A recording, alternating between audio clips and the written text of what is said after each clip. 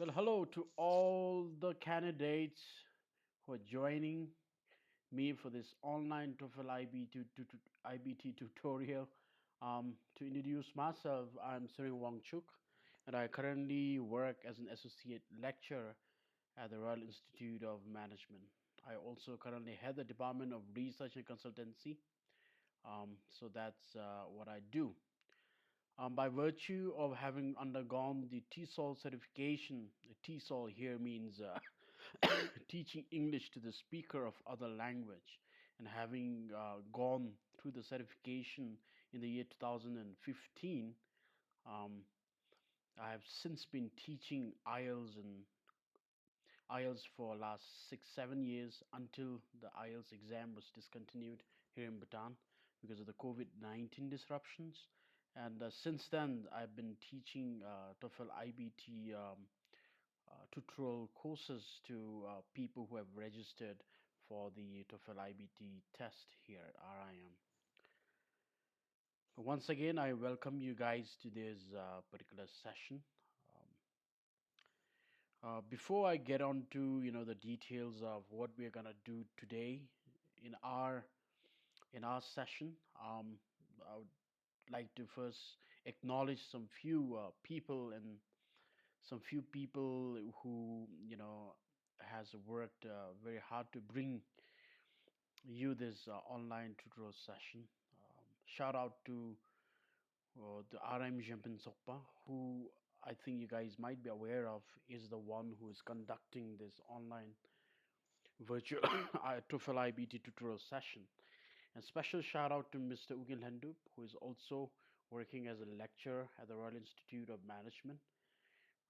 Apart from being a lecturer, he's also the advisor for the Royal Institute of Management's Shimpin Sokpa. And just to give you a brief overview of the conduct of this tutorial session in terms of objective, we are trying to achieve three basic objectives through decimation of this TOEFL IBT tutorial sessions online. The first one is to create awareness in TOEFL IBT and its test process. We think that there are a lot of aspiring candidates who wants to sit for the TOEFL IBT test but are not really aware of the TOEFL IBT test and also the test process. So our first objective is to create awareness in TOEFL IBT and test process. Next is to help the candidates prepare for the test, not just decimate information to TOEFL IBT and test process, but help you guys prepare for the test if you guys are planning to sit for the test in the near future. And the last one is to maybe share some few proven ways to continuously improve your English language proficiency, because at the end of the day, a language is a lifelong endeavor. So at no point in time, I think you reach to a point where you say that you have learned everything about language. So we would also be looking to share some few ways through which you can continuously improve English language proficiency. To talk a little bit on how we will be conducting this tutorial sessions, we have planned 4 days of virtual TOEFL IBT tutorial session for the interested candidates, for the people who have registered with us. And those 4 days, we'll try to look at each test components. For example, on the day one, which is today, we're gonna talk about the writing test in TOEFL IBT. And on day two, we'll be dealing with speaking. On day three, we'll be going into reading. And on day four, I'll be talking about the listening section of the TOEFL IBT test. Um, each of these, session will be of 3 hours long. We'll try to make it as you know as abstract as possible, so that we won't be going into details of each and everything, but we try to give you an overview of things that you could do to prepare well for your TOEFL IBT test. And as you already might be knowing, we'll be starting the tutorial session from 7th March and we'll be ending it on 10th March. And the timing or the time for the tutorial session will be from 2 p.m. to 5 p.m. During office hours. So I welcome you guys firstly to this tutorial session, and I also hope that you guys will learn something new by attending this tutorial, so that you guys can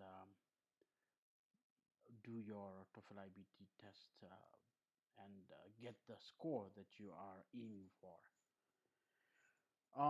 So yes, this is day one, which is 7th of March 2022. Today we'll be dealing with TOEFL IBT writing. But before that, since this is our first class, before going directly into TOEFL IBT writing, um, I've tried to divide today's agenda into two parts.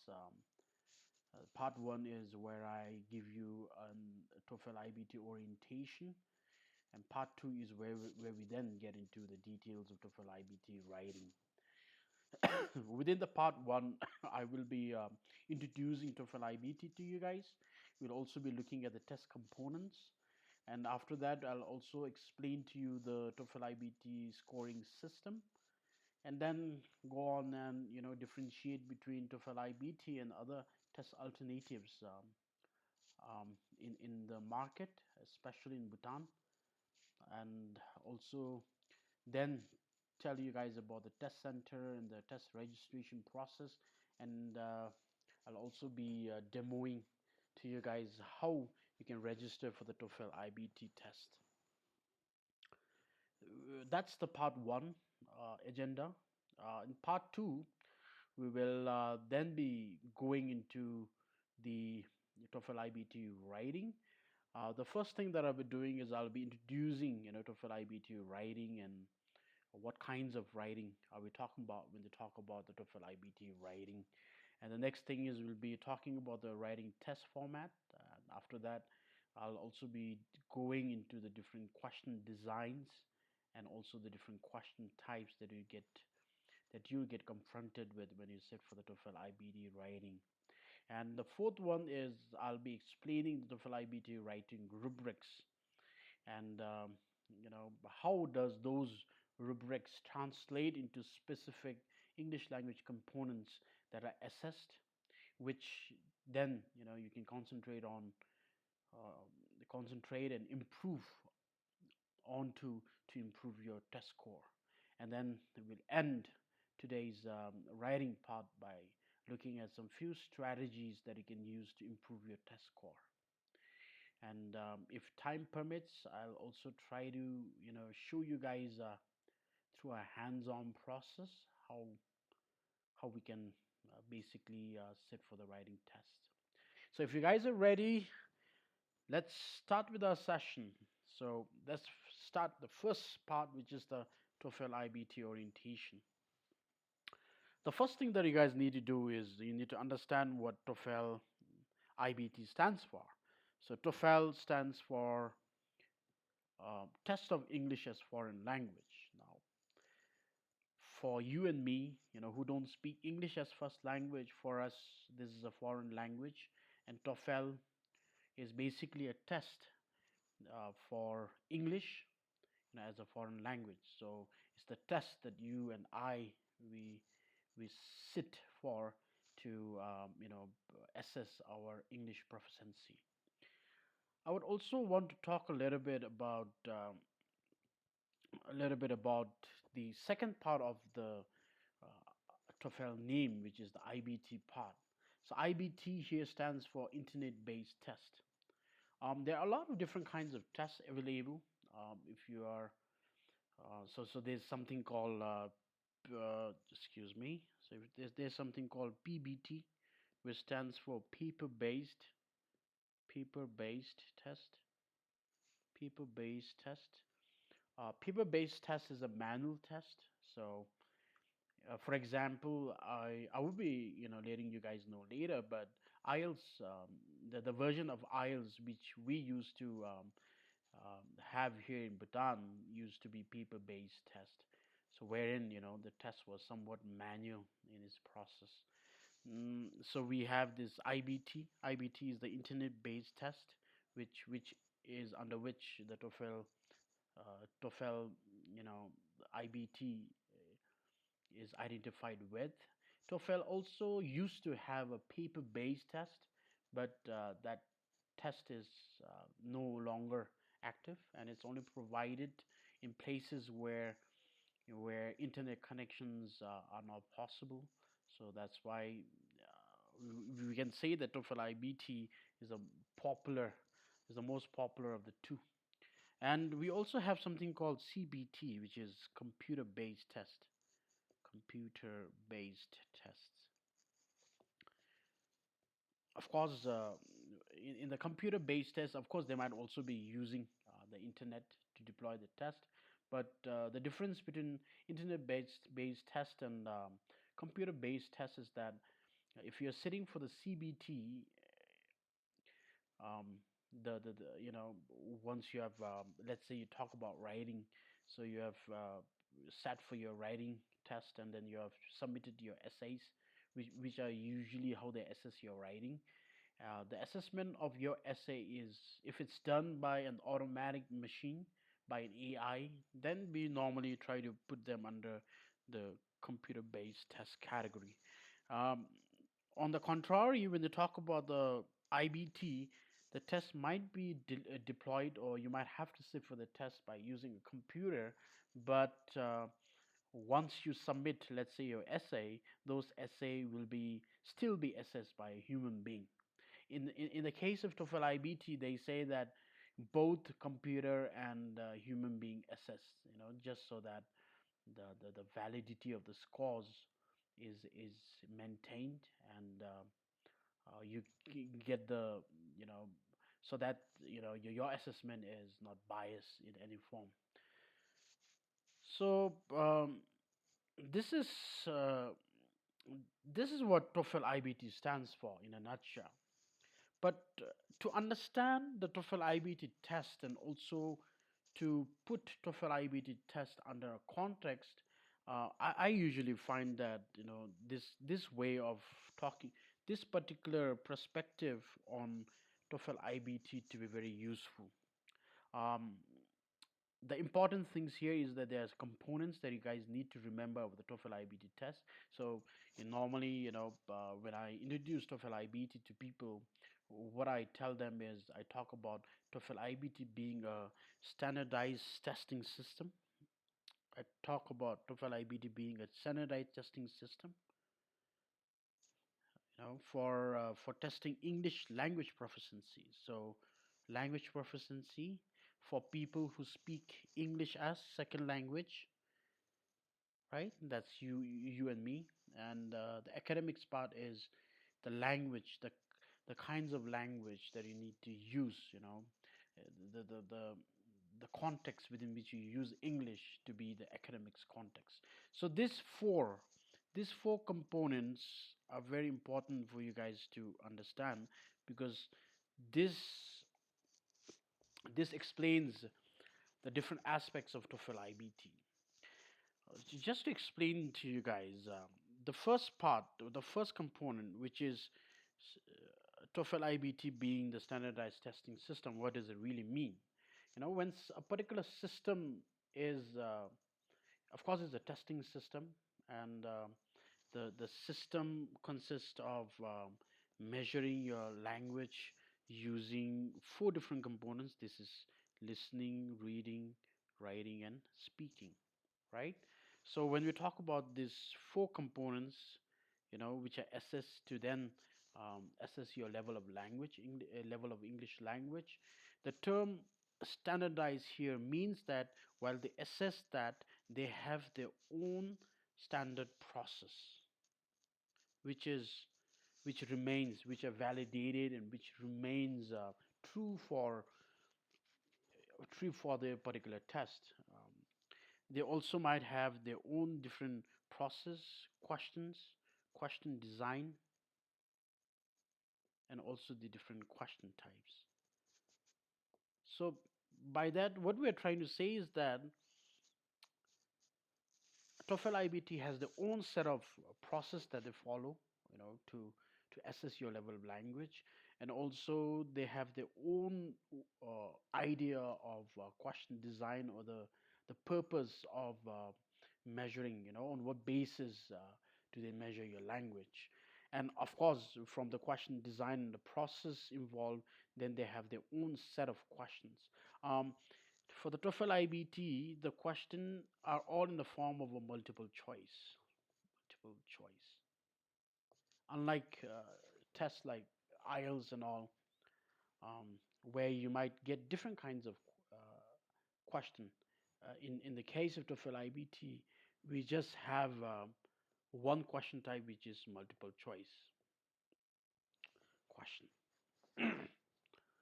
So that's the consequence of what it means to be a standardized testing system. So now, if you want to do well in those tests, then you guys need to be aware of the different process, the question design, the different question types. You need to be aware of all this, so that you'll be able to do your TOEFL IBT test well. The second part that I would want you guys to also notice is the language proficiency part. In school, normally when you talk about language learning, or language, let's say learning in language like English, so there are specifically two ways. It might be a linguistic versus, it might be based on proficiency. So linguistic are more about, more about um, how the language works. Here we basically talk about the language, about the language. When you talk about proficiency, we talk about using the language, actually using the language.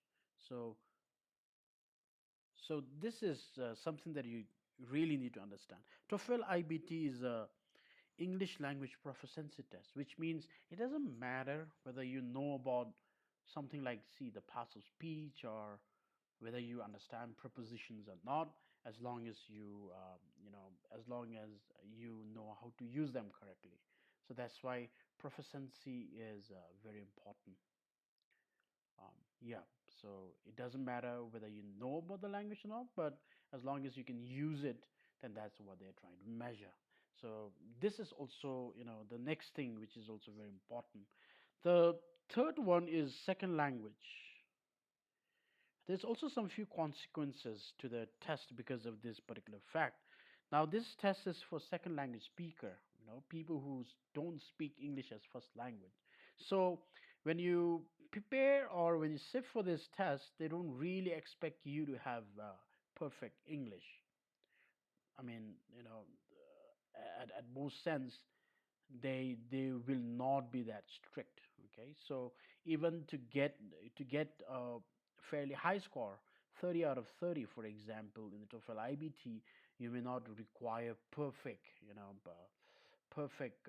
use of English language. So this is what it means.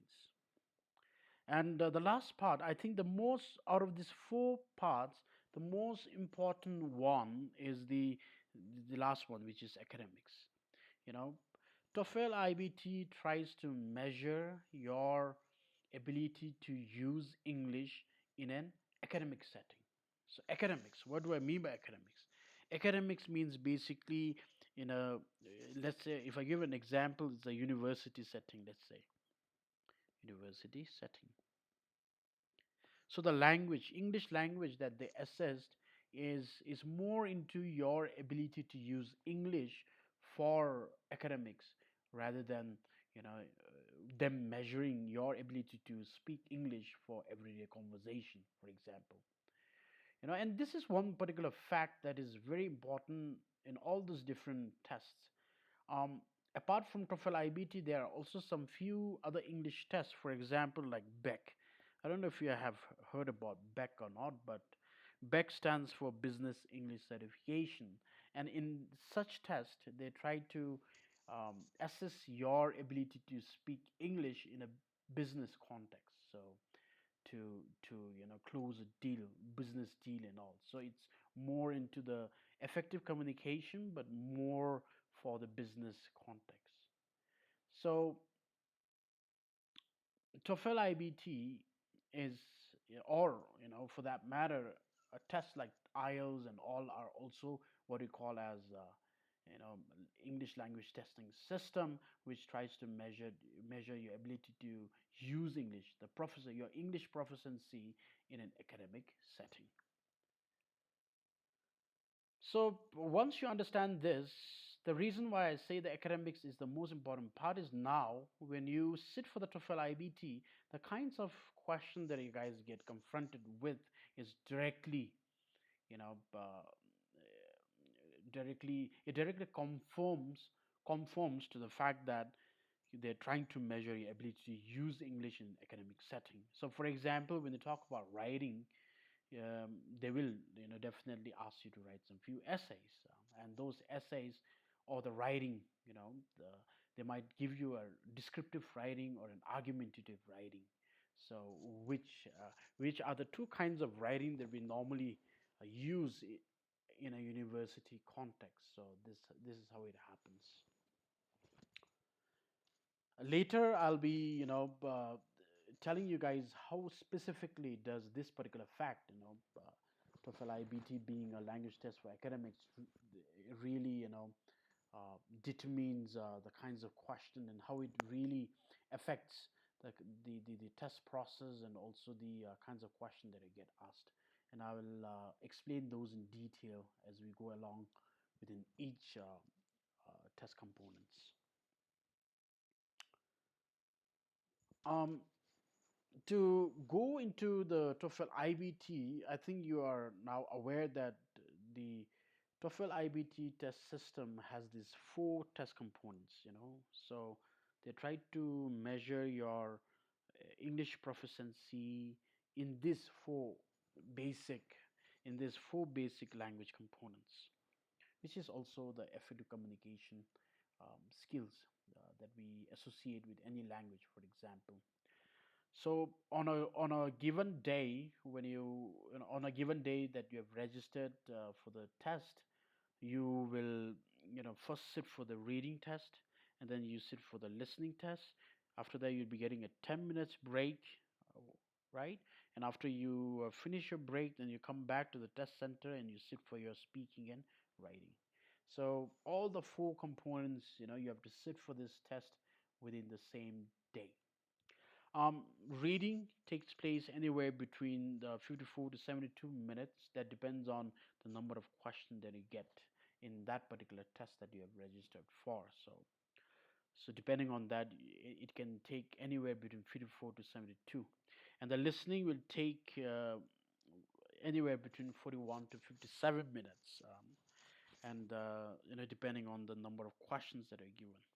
And usually, I found out from my own experience when you sit for this test is that, for example, if you get 27 questions in your reading, then when you sit for the listening, you might get 39. Yeah, and if you are getting 40 questions when you are sitting for the reading, then in your listening you'll be getting 28. So this is how they manage so that everyone starts the exam on the same time and ends the exam on the same ends the test on the same time. Yeah, and after the break, which is for 10 minutes, then you'll be sit for the speaking part of your test, which takes anywhere which is exactly for 17 minutes, and there'll be four questions that are asked, and then you need to respond, and your voice will be recorded and will be sent to ETS. ETS is the company who owns the TOEFL IBT test. So, yeah. And after you finish your speaking, then you sit for your writing task, and you'll be getting 15 minutes to complete your writing component of the test, and you'll be given two tasks. Basically, those two tasks are for you to write an essay. So this is how the TOEFL IBT is basically structured. Okay, I'm giving you the overall general view. As we go on and look into specific test components, we'll be getting into the details of writing today. And as we move from today to, for next 4 days, we'll be looking into each components and also be looking at, each of these different test components in detail so that you exactly know what to expect when you're in the test. Yeah. So if that's done, then I'll also be talking about the TOEFL IBT scoring system. Um, TOEFL IBT, we know that it's done in four components: listening, reading, writing, and speaking. And each of these components are, scored out of 30. So 30, 30, 30. So your total score for your TOEFL IBT, TOEFL IBT, the total score is out of 120, which is nothing but the addition of all those individual test components. So when people ask you how much did you score in TOEFL IBT, usually we have the tendency to say that, oh, I scored, let's say, 100 out of 120. In that case, then you have scored 25 in each of the different components. Yeah. So this is how it is scored. Um, as we go along, when you look at each components, I'll also be giving you details of how this 30 is calculated, or it's basically assessed from the specific specific test components that you sit for, how it translates. So I'll also talk about that. But in a nutshell, this is the scoring, system that is used by TOEFL IBT, which is a bit different from other test components like the IELTS. For example, the IELTS use band 0 to 9, right? So band 1, 1, 2, 3, 4, 5, 6, and go on till 9, right? And so, yep, this is the TOEFL IBT scoring system.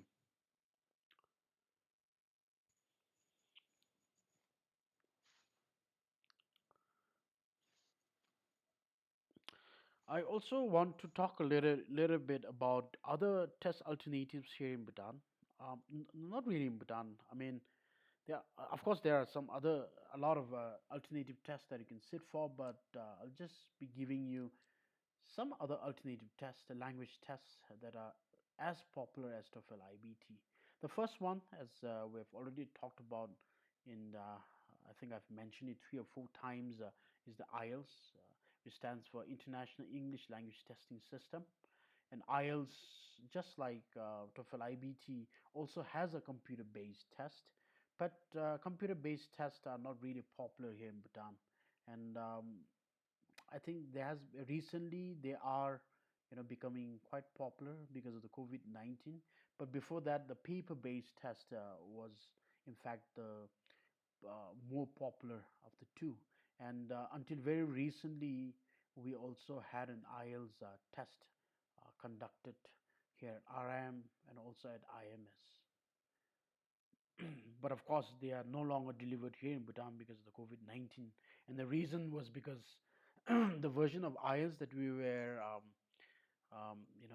administering or deploying here in Bhutan was paper-based. And as you already know, paper-based is a manual system where the assessment needs actual human to assess your language proficiency. So, oh, in the case of RIM, we used to bring in freelance examiners from India, depending on which company you're affiliated to, and these people used to come here in Bhutan. They used to assess each candidate's language proficiency, but because of the COVID-19 and the resulting locking down of the border, this is not really possible. So that's why we don't have that test here. The other popular alternative is PTE. PTE, I think, is largely unknown. A lot of people don't know about it, and the reason is obvious because we don't have any test center here in Bhutan. But people who are already in Australia and who are already studying abroad, they prefer PTE, compared to IELTS or TOEFL, because they think that it's a lot easier than IELTS and TOEFL. So I don't have any experience of having sat for the PT nor teaching PT, so I don't have any specific thing to talk about PTE. But since we don't have the test center here, it's not possible. So those are the two popular, the most popular alternative to TOEFL IBT and that you can sit for. Um, Both of them are not available here in Bhutan, and that's the reason why we're all talking about the TOEFL IBT. Um, yep. So that's how the situation is right now. To let you guys know about some similarities and difference between these different tests. Um, all these tests, they measure. Okay. Uh, they try to measure the language proficiency. Try to measure the language proficiency, and they usually test your ability to use English in an academic setting. And this is pretty straightforward because I think most of second language speaker, they sit for this test because they want to move abroad, right? So, and usually the mode of moving abroad is studying at a particular university on a student visa. So that's the reason why um, most of this test, tries to measure your ability to use English for academics. Um, the other similarity between these different tests is that each of the certificate for these different tests are valid for 2 years. Um, which I think we are all aware of. And the other thing is they all test the same components: reading, writing, listening, and speaking. Um, but of course, due to all these tests being a standardized language testing system on their own, they do have their own testing process, formats, and question, and a scoring system, which is also very specific to the respective tests. So these are some of the similarities that we find between these different tests. To talk about the differences, though, and in specific, I want to, focus on TOEFL IBT here. So TOEFL IBT, of course, the scoring system is different. TOEFL IBT is out of 120, 30 for each test components. And the other thing is that the interesting thing about TOEFL IBT is that you sit for the test, and by the end of the test, you'll be getting the result for, the score for both your reading and listening tests. Um, the score for your writing and speaking will be delivered within 10 working days in your dashboard or the account that you have created with ETS. Another interesting fact about TOEFL IBT is that compared to IELTS, whose test is basically an independent component within each components. Let's say writing is all about writing, speaking, you just have to speak, listening, you just listen, and then you read, right? But in the case of TOEFL IBT, we have um, this interesting thing called integrated. Of course, independent is pretty straightforward. It means that they directly give you a particular question. You need to either read, write, listen, or speak, in response to that particular question. But the something that TOEFL IBT is very proud of is it's to do with their format of having an integrated format of the test. So in a test like TOEFL IBT, especially in the integrated components, they say something like,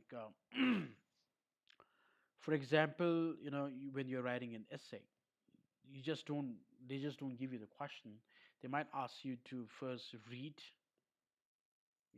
a particular passage, and after that you need to then listen to a lecture or something, and once you have done that, then you're asked to write an essay based on what you have read and based on what you have listened to.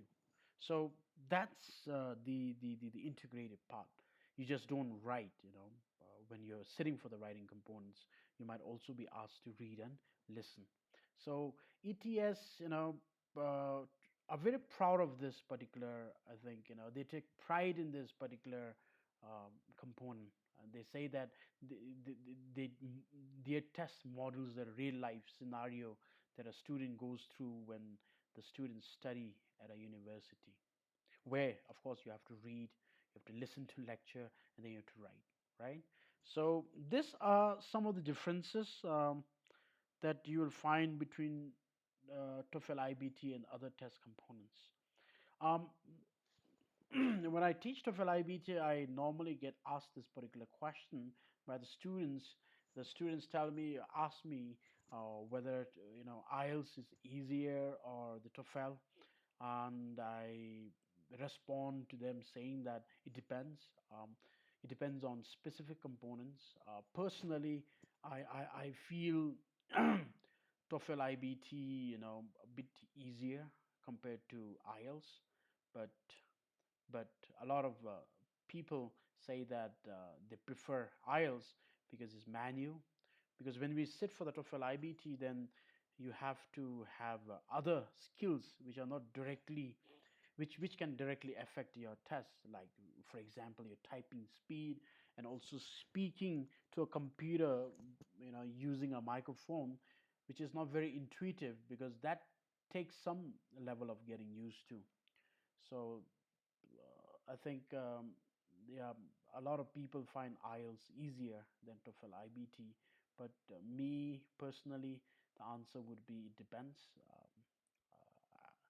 some components like reading, it's easier in TOEFL IBT, even though it's a bit tough because within the given time, usually it's very difficult to finish the entire reading test. So yeah, it's tough, but difficulty, I would say, personally, IELTS is more difficult for me. But that depends on, it's more like you know, it's to each their own. So it depends on um, your own, aptitude of using language. So yeah. So this is, the difference between TOEFL IBT and other test components. Um, Getting onto the test center, the test registration process in Bhutan. To talk about the TOEFL IBT and the scenario of test centers, currently we have two test centers here in Bhutan. One is at the Royal Institute of Management, and the other one I think is Chundu. Um, yeah, is a private entity also.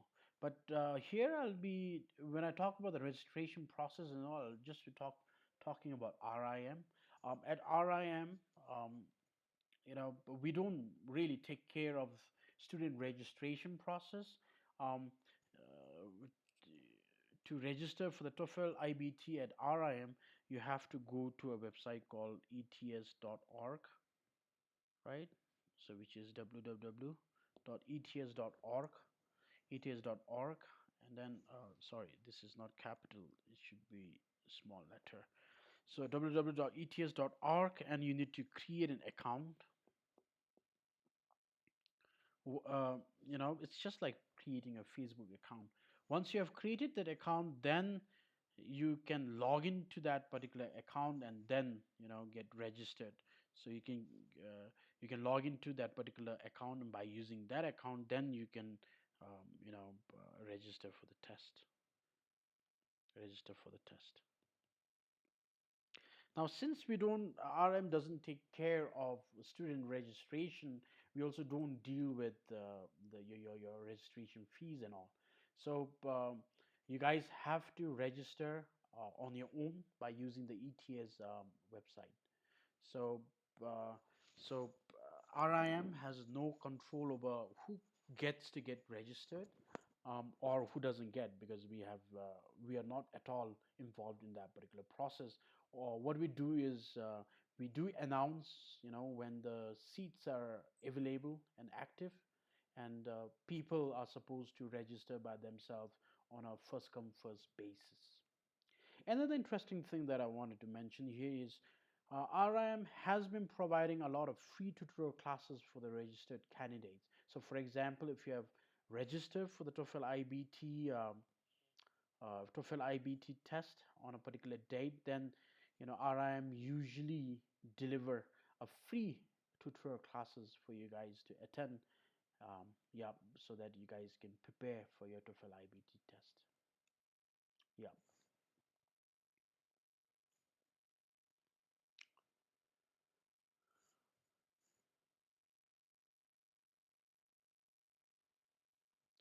Now, regards to language learning process, this is not part of my actual agenda today, but I just wanted to highlight some few important things about language in particular. um, Firstly, I want to talk about the difference between proficiency and linguist, which I think I've already touched upon in our when I was talking about the TOEFL iBT test. This test all tries to measure your proficiency. Proficiency is more about actually speaking, actually writing, and how proficient are you in those process. And it doesn't really matter about whether you know the different parts of speech or whether your grammar and all right. So this is one thing that you guys need to be aware of. The next thing I wanted to talk about when you talk about language learning is the difference between passive and proactive language learning. um, a lot of the times, I hear people talk about reading books, reading books. I hear people talk about you should read books, that will really improve your English, which is true. I'm not saying it's not false. I mean, I'm not saying it's false. It is true if you read a lot of books, right? But the problem with reading the book, so for example, for a candidate who are preparing for the TOEFL IBT and who have not read books his entire life, now that he wants to sit for the TOEFL IBT test, if he is reading the book now, then the problem is that it won't really help, because for somebody to get their level of language to a pretty good level by reading books, then usually they have to read, from my own experience, I found that you have to read books for at least 10 years to at least start using your language, um, using the language that you've gained. And the reason is because reading book falls under a passive process. Passive is when you don't know, what you're learning. You might be reading a lot of books, and you read books because you enjoy reading them, but you don't really know, you can't quantify what you're learning, right? You enjoy, you read, and but subconsciously, you are looking at all the possible words that you can use in that particular language, and also the different sentence structure, which then, subconsciously help you with using those structures whenever you use the language. So yeah, reading books is an example of passive mode of learning, uh, learning any language. If you're somebody like me, who is not much of a reader, I would suggest you guys to rather use the proactive method than using the passive method of reading books. Of course, I'm not telling you to not to read books. Reading books is good. um, um, yeah, um, but I think it'd be safe to say that there are a lot of people out there who might be like me, who don't read a lot of books. In my case, I read a lot of formal writings, and because I'm in the field of academics, I read a lot of textbooks and formal writings, and I'm not very much into creative writing, the likes like novels and all. But yeah, the point here is that it's if you're somebody who doesn't like reading books, then I would recommend the proactive method of learning the language rather than the passive. But the catch here is that when they talk about proactive learning, then it's basically active learning, right? So active, proactive, they fall within the same umbrella. So when you talk about active learning, then it's a constant, being aware of what you're doing, whenever you're speaking the language, being very observant, you know so and continuously processing.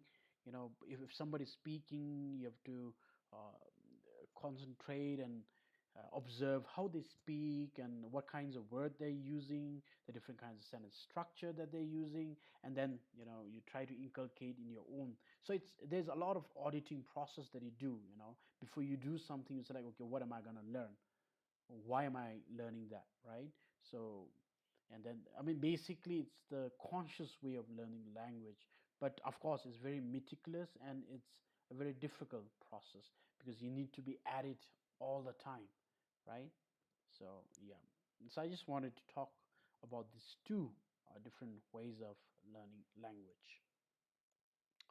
Moving on, I also wanted to you know to implement the active way, to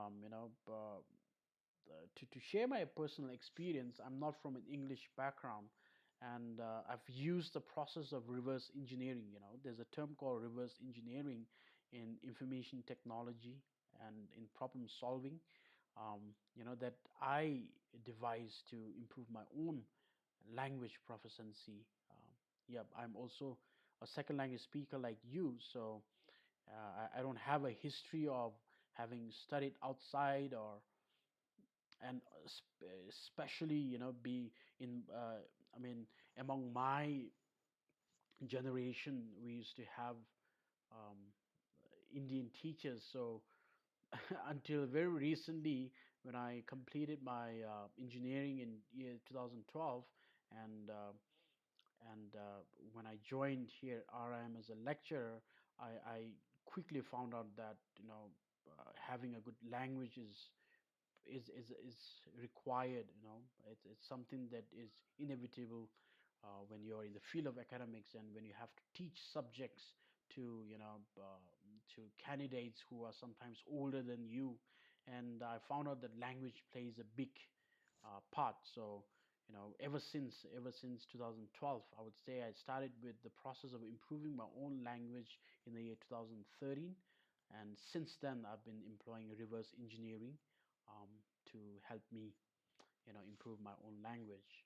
And I'll explain how to use this method also to you guys. Reverse engineering, if I just try to explain what it means in the field of computer science or problem solving, normally if you want to, let's say, find out how the projector works, right? So what we do, using the reverse engineering, and and let's say that you don't have any manual, which lets you understand how that particular projector works. So reverse engineering is all about breaking down the projector into smaller components and look at how those individual components interact with each other to to to to make the projector work, right?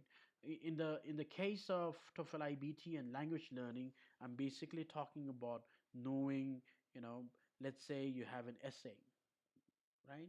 You have an essay which is nothing but a made up of different paragraph. So how can you break this essay that you've written into so many different components, right? And how does these different language components, work with each other, right? And to create this essay, right, which is an example, which is a sample, which is an example of a very good essay. So once you understand the basic components which makes up this essay, which say, let's say it's 30 out of 30 in our TOEFL scale. So once you have this essay, how what in what ways can we divide this essay into smaller components to understand what are those different individual components that are very important to us creating a very good essay. So this is how you can use reverse engineering when they talk about language learning. So this method is very effective for a test like TOEFL IBT. I found the reason is because, see, it's a standardized test, so it has their own question types and all, you know. And then if you can go to the internet and look at the different answers for different questions, right, that normally is given in a TOEFL IBT, then you get an idea of what makes good essay, right? So you can, depending on the question types, you can go to the internet and pick up an essay which has which looks which fulfills all the good things about a particular writing. And if you can, you know, uh, if you can dissect that essay into different components and understand what makes that essay very good, then later when you do your own writing, then you can start imitating those, you know, good things about the essay. So this is how I use reverse engineering for a lot of my own I mean problem solving cases, and of course language learning. So yeah, and together with reverse engineering, I would also suggest you to use a particular model that I, you know, usually use to teach students, and this is called as OIR model. OIR, O stands for observation, or you can say observe, I for imitate, and R for repeat, right? So use reverse engineering, try to find out an essay or a particular speech sample, what makes them, you know, 30 out of 30 in a TOEFL ibt test. And then once you take that sample, then you start observing the components, you know, what components, you know, what important feature is directly, you know, affecting the quality of your written piece or your spoken sample, right?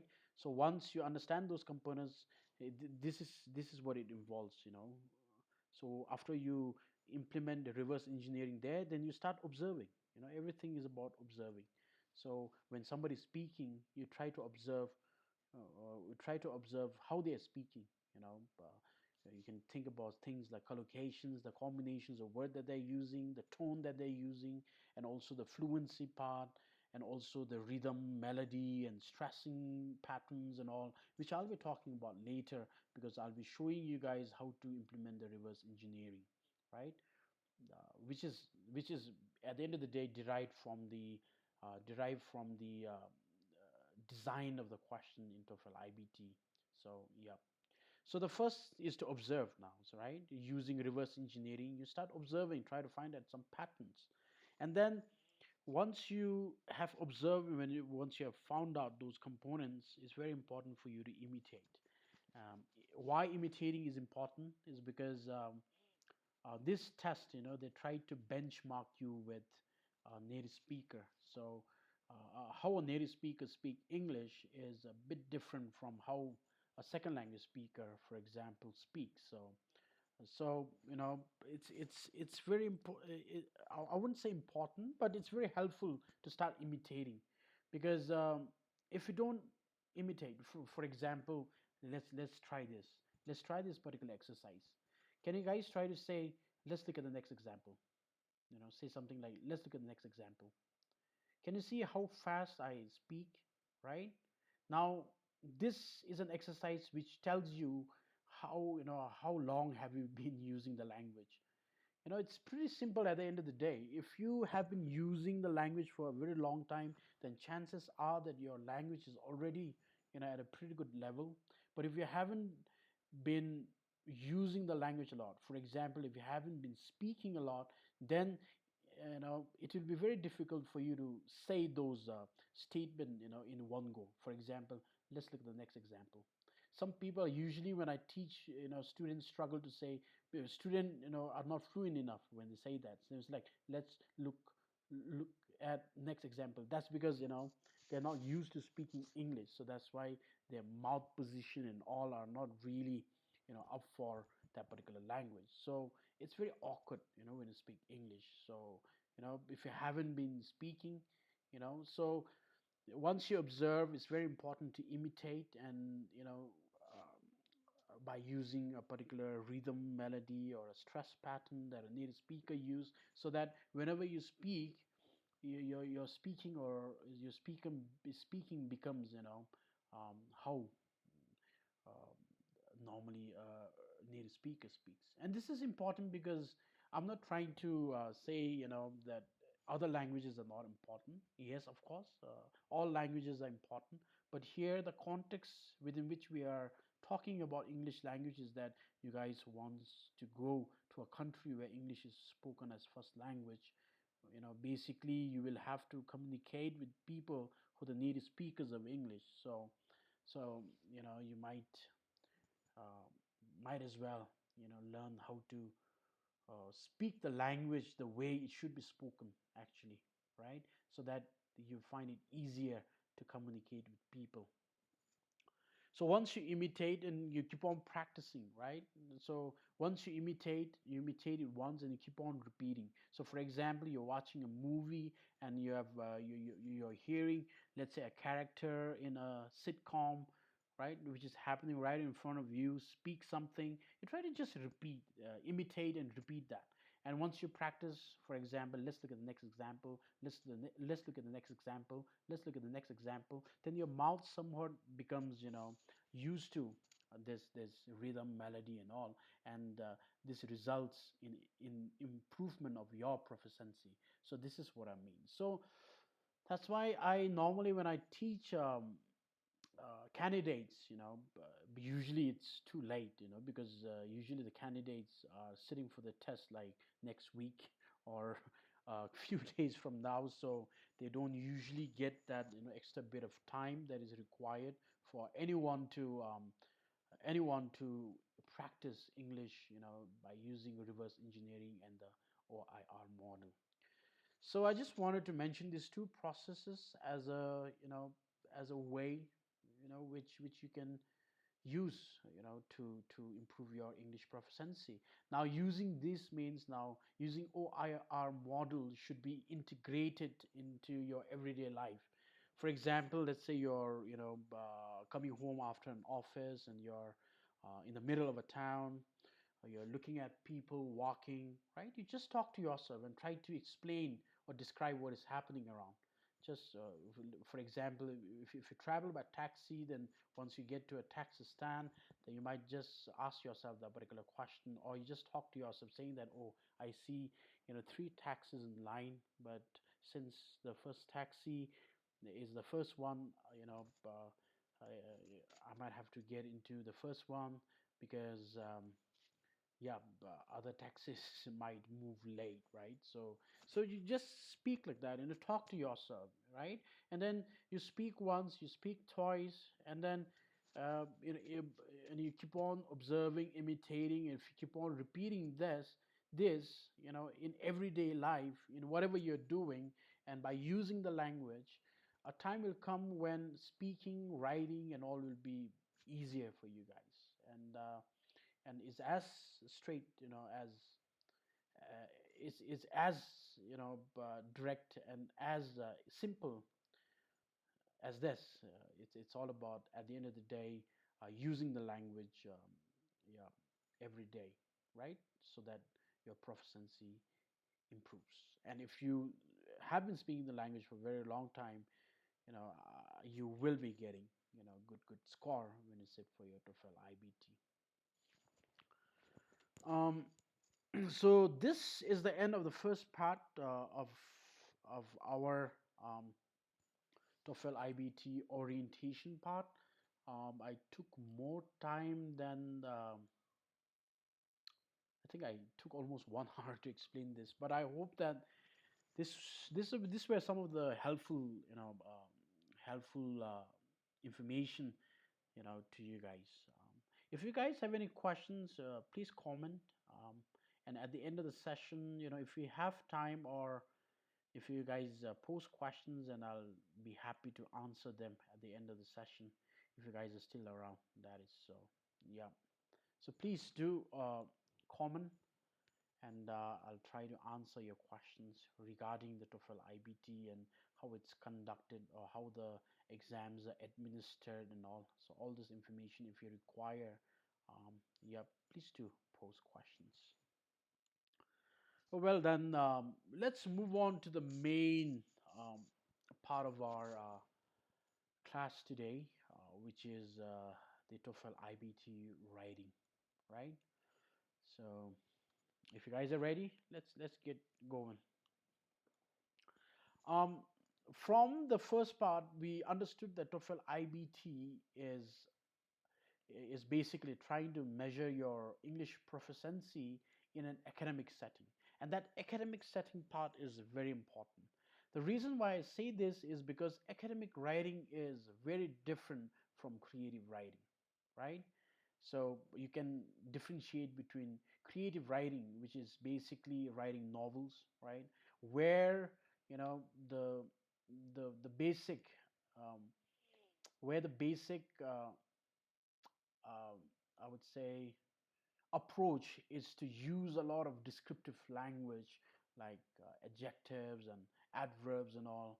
You talk about the stars and moons and how the uh, how the how the after a fresh rainfall, how nice the soil smells and all such, words, right?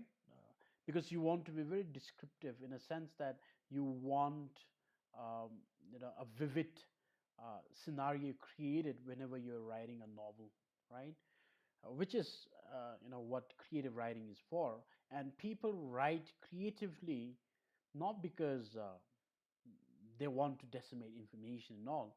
It's just that people read novels and all because they love reading. It's not because they are decimating some piece of information. On the other hand, we have this formal writing or academic writing or technical writing. So many different forms of writing, like scientific writing, technical writing, formal writing, which are basically within the sphere of being very concise and being very precise, right? So whenever you write academically, you don't want to talk about the stars or the moon or the moon or the rainfall, right? Because that will, at the end of the day, affect your information decimation.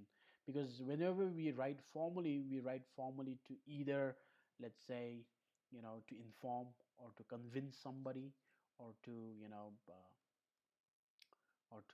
we also do use narrative to put together information in more chronological order so that it makes it very easy for somebody to read and understand what is going on, right? So usually technical writing, scientific writing has a particular structure that they use. So but the underlying principle are being very concise and being very precise. So using as much as less sentences and being very on point, I think, is what academic writing or technical writing or scientific writing is all about at the end of the day. So that is where then we have to talk about the different styles of writing. So whenever we write scientifically or whenever we write academically, usually there are three different kinds of writing style that we normally tend to follow. So the first one is descriptive, right, where you describe things. So um, specifically in scientific writing, we use this descriptive when we are, let's say, trying to explain how a particular process works, right? When you are trying to, let's say, give directions and all, right? Directions, right? When you're writing a report, right? So you're not really, writing your own thoughts and opinions. You're just talking about maybe an event that has happened or how something works, right? So this is the descriptive, and the main purpose of descriptive writing is to inform. Our next style of writing, which is also very popular in academic writing, is the argumentative. And argumentative is really about using your own knowledge and experience to communicate um, your opinions and what you think or your thoughts, right? And basically the purpose of argumentative writing is to convince somebody, right? Is to convince somebody. If you want to convince somebody, then you have to give evidences, right? uh, I don't like, no, you can say something like, um, burgers are bad for your health because one, two, three, and four, right? So that kind of writing, we normally call them argumentative in nature. And the last kind of writing is the narrative writing, which is more to tell a story. Um, Creative writing also use a lot of narratives, but those are arranged in some different experiences of a particular protagonist in a novel. But in case of scientific writing, we use narrative. Usually, let's say, in history, we see a lot of narrative writing. So let's talk about Jabdunawa Namgyal and his life, right? So if you're writing them formally, then usually we use a particular structure. We might use the chronology of his life events. So first we might start with the vision that his father and mother saw before this great Lama was born, and after that the information might be on when he was born, how he was born, and after that they'll have a section called early life, right? And after that, then they might say like schooling or monastic schooling, and after that you might have college. In his case, I'm not really sure whether he would have gone to college, but after that, then his professional life, for example, professional life in the sense that what was his what was the different positions position that he hold, right? And then what great things he did, and the whole narrative might end with his death, for example, where he died and all. So such cases are what we call as narrative writing, right? And narrative writing usually have this backbone, right? It might be on the basis of narrative might have this backbone in the sense that it might have a linear scale where you have these different events, and as you go along writing, you talk about the different events like that, so it tells a story. Yep. So this is three different style of writing that you normally find in formal writing, but in the context of TOEFL IBT writing, now, in an academic setting, we have these three options. But for the TOEFL IBT, they specifically ask you to, use these two kind of writing, which is A and B, which is A and B, which is descriptive and argumentative writing, and that is in the form of two tasks that you need to complete, right?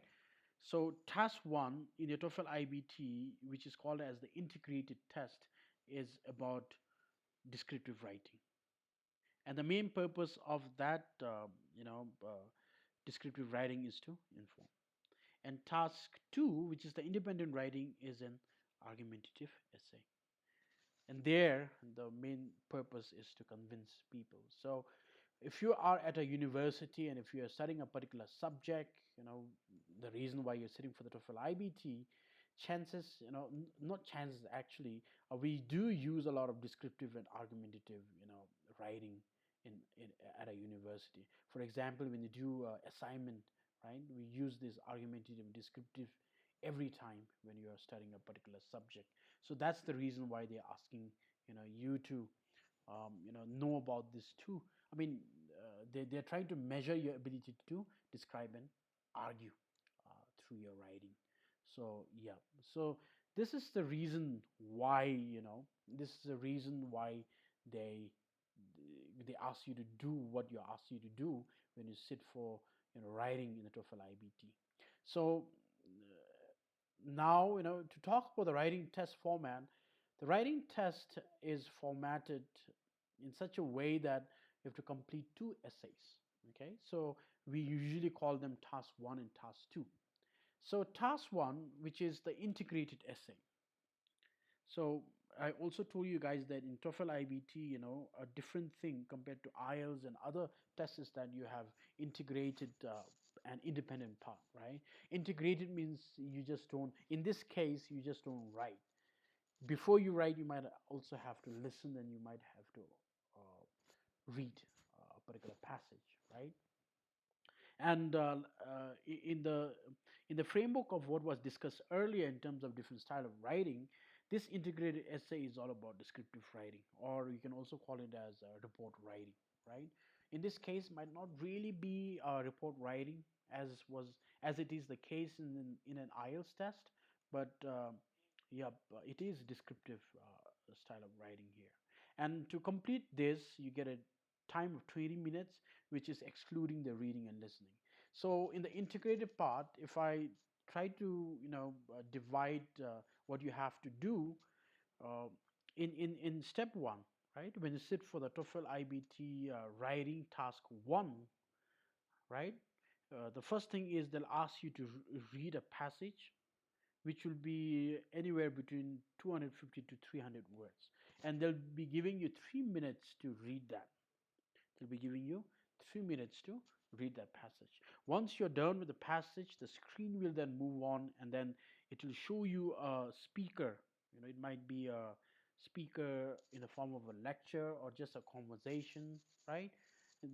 But the thing is that the speaker will be speaking on the same topic, but from a different perspective, right?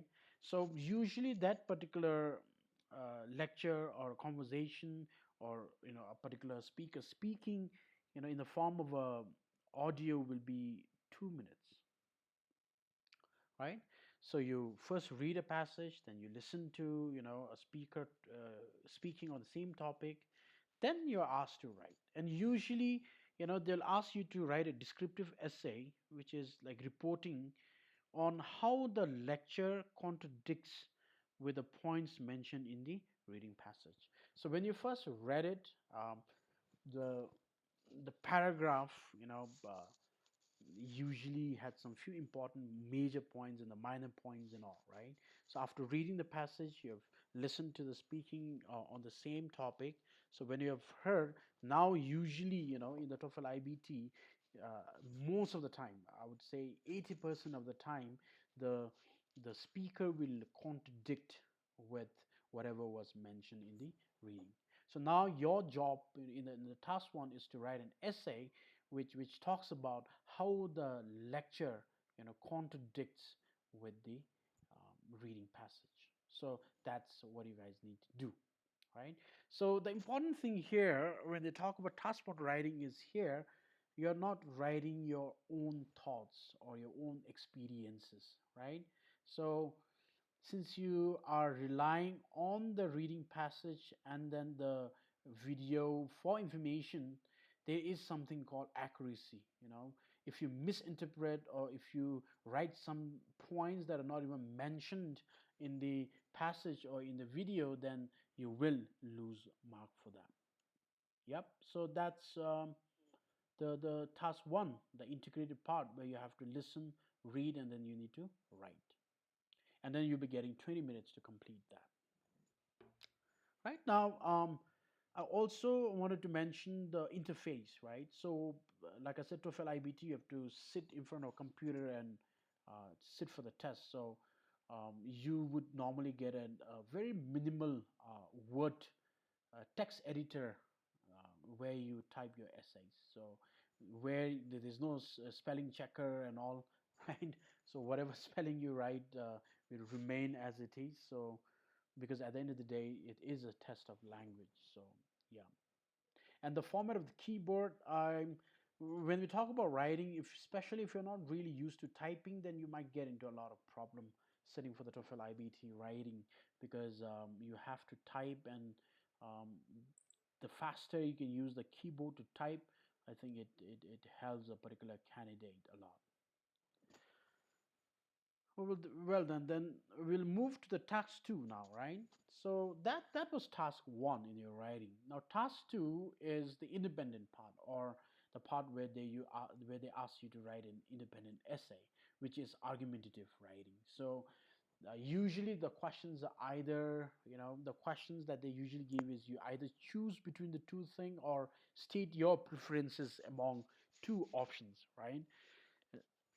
And then you have to choose one, and then you have to then argue or justify why you think that particular choice, or why you prefer the particular option given to you. So you'll be getting 30 minutes including the reading question time. I mean, you have to read the question, all right, at the end of the day, and then the total time given to you for task two is 30 minutes. Yeah. If I try to explain, like I mentioned, step one, you have to read the issue that is presented to you, which is either choosing between two options or stating your preference. Okay, so yep, you read that particular question, you directly start writing your essay. So that is what task 2 is all about. So task 1 and 2 both are essays. Task 1 tries to measure ability to describe things. Type 2 is more it's kind of assessing your ability to argue your point forward. So this is the writing test format. I hope this was clear. Um, then question design, like I said, it's descriptive and argumentative, right? So there's no point, but let me just give an example. So this example is for task 1. So this example might be for task 1, right? So let's say you read up you the passage that you read might be about how the extinction of dinosaurs are because of the meteorite strike. It's a very of course this is the answer. In our case, this is a hypothetical, topic that I've just created. You might say, okay, might read a passage which says how meteorite is the reason, the dinosaurs extinction has taken place. Then after you read that for 3 minutes, then you might listen to a particular speaker speak, which who talks about extinction of dinosaurs, but may provide counterpoints as to why he or she thinks otherwise. So, yeah. So why he or she thinks that meteorite may not be the reason, why dinosaurs have gone extinct. So, same topic, but from a different perspective. And now your work is to identify the points and report the lecture and how it contradicts with the passage. So this is normally how the task 1, unfolds for your TOEFL IBT. For task 2, um, a question might ask you something like, excuse me. So task 2, the question might ask you something like, to state your preference between, let's say, face-to-face versus online class, right? So they might directly ask you, which do you think is better, right? And then you might directly have to write an essay, by using, knowledge and experience and also reasons, your arguments at the end of the day. Yeah. So that's that. This is normally the kinds of question that they ask you. And like I said, since TOEFL IBT writing is trying to measure your ability to use English in an academic setting, and that's the reason why they give you these kinds of question, and it's all about proficiency. So it's all about demonstrating your ability to write descriptively and write argumentatively.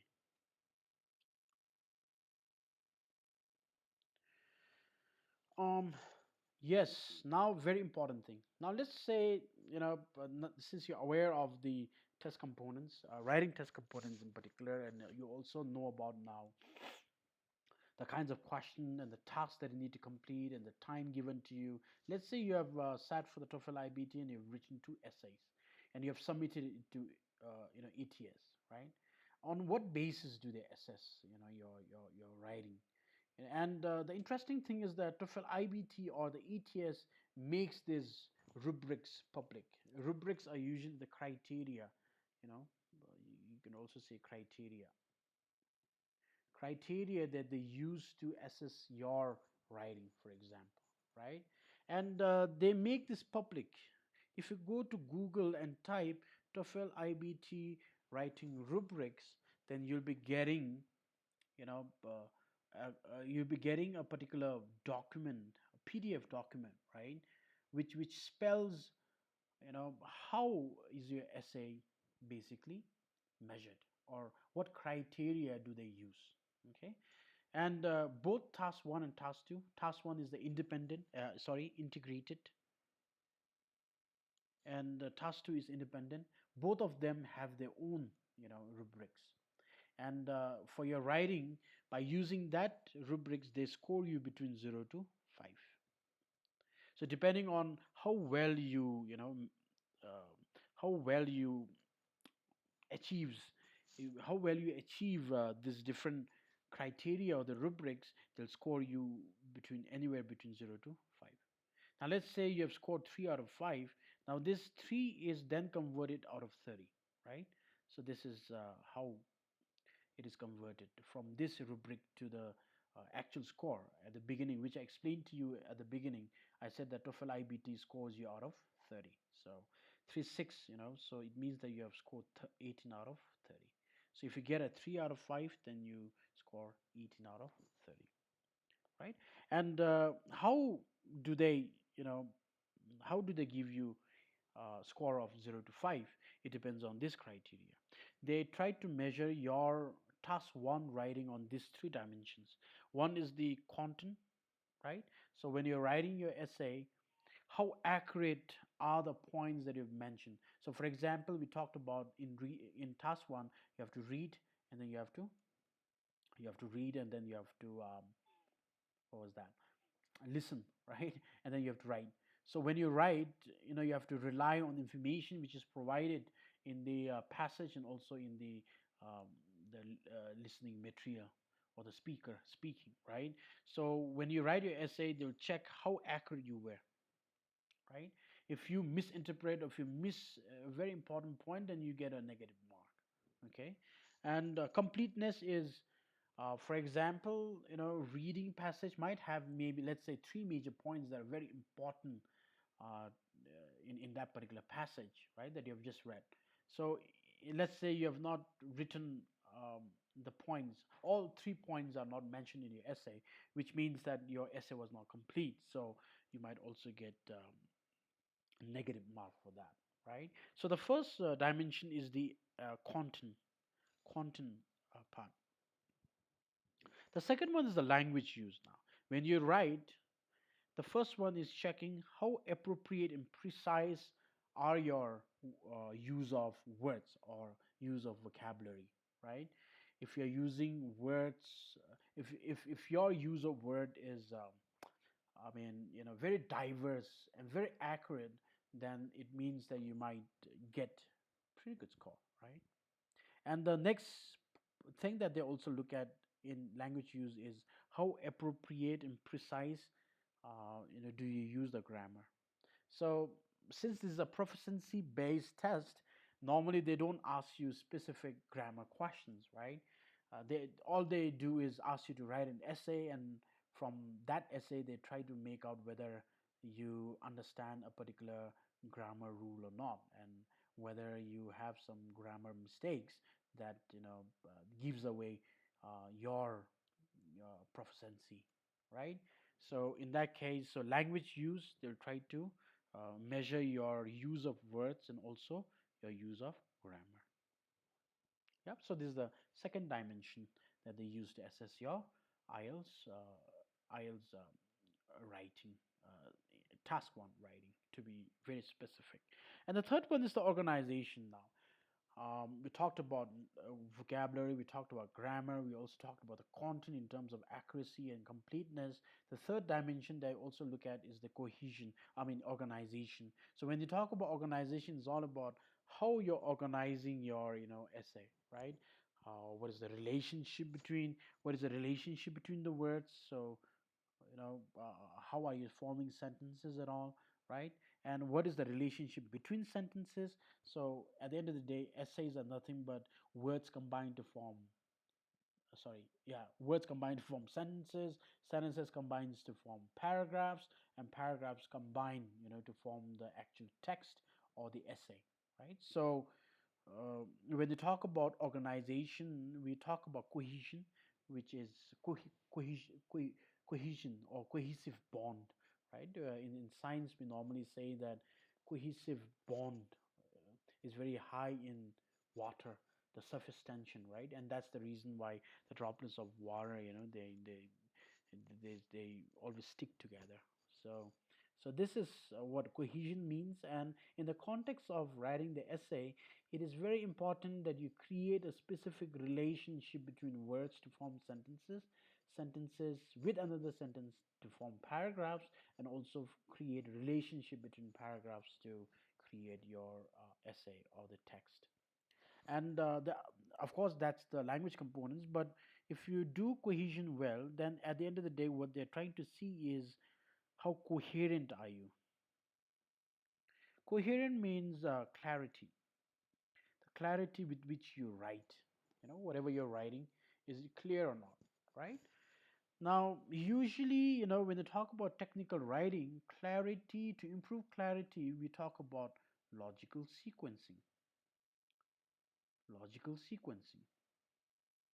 If there is logical sequence between your sentences and your paragraphs, then chances are that that improves the coherence part of your writing. So how then to then improve or create logical sequence at the end of the day is by improving the cohesion, right? So that is what we look at. And in the coming lecture, right? Not in the coming lecture, at some point in time, I'll also be talking about how to improve, the language use, organization, and the content part of your essay when you're writing the task one, TOEFL IBT test for writing. Yeah. So this is how they, measure.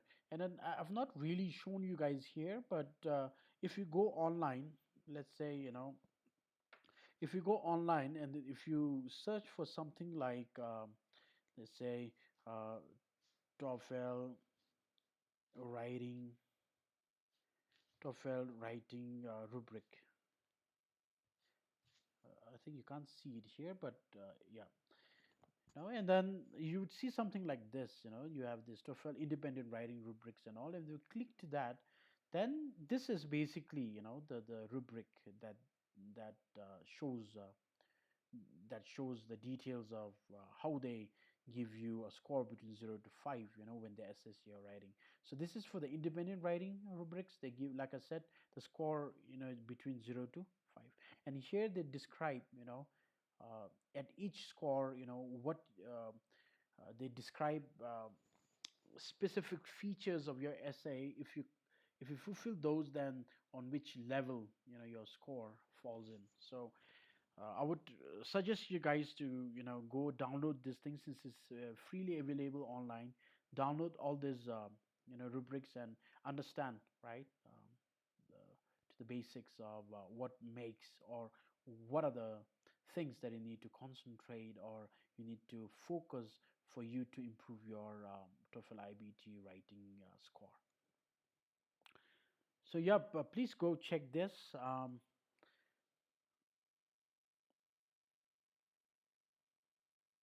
Let's talk about the task 2 now, right? Rubrics for task 2. Now, there's a slight difference between task 1 and task 2. The whole reason why they have this two different, a rubric, a separate rubric here and a separate rubric here, is because task 1 and task 2 are fundamentally a bit different. Like I said at the beginning, or previously, just I think 15 minutes ago. um, uh, since task 1 is asking you to describe, all right, descriptive style is the main purpose that they're trying to check. There is accurate and inaccurate informations here, right? So there is right and wrong answer in task 1. But when you talk about the task 2, there's no right or wrong answer, because this is opinion based essay that you're writing. It's argumentative. Nobody can tell you that your arguments are wrong, right? So there's nothing called content accuracy or completeness. So that's why that accuracy, the content accuracy and completeness is not there in the TOEFL IBT writing task 2, which is argumentative essay, right? So here, rather than finding the accuracy, you'll find something called the topic development. So this is topic development is all about whether you're answering the given question or not. So for example, if they say something, I'll use the example of um, face-to-face class or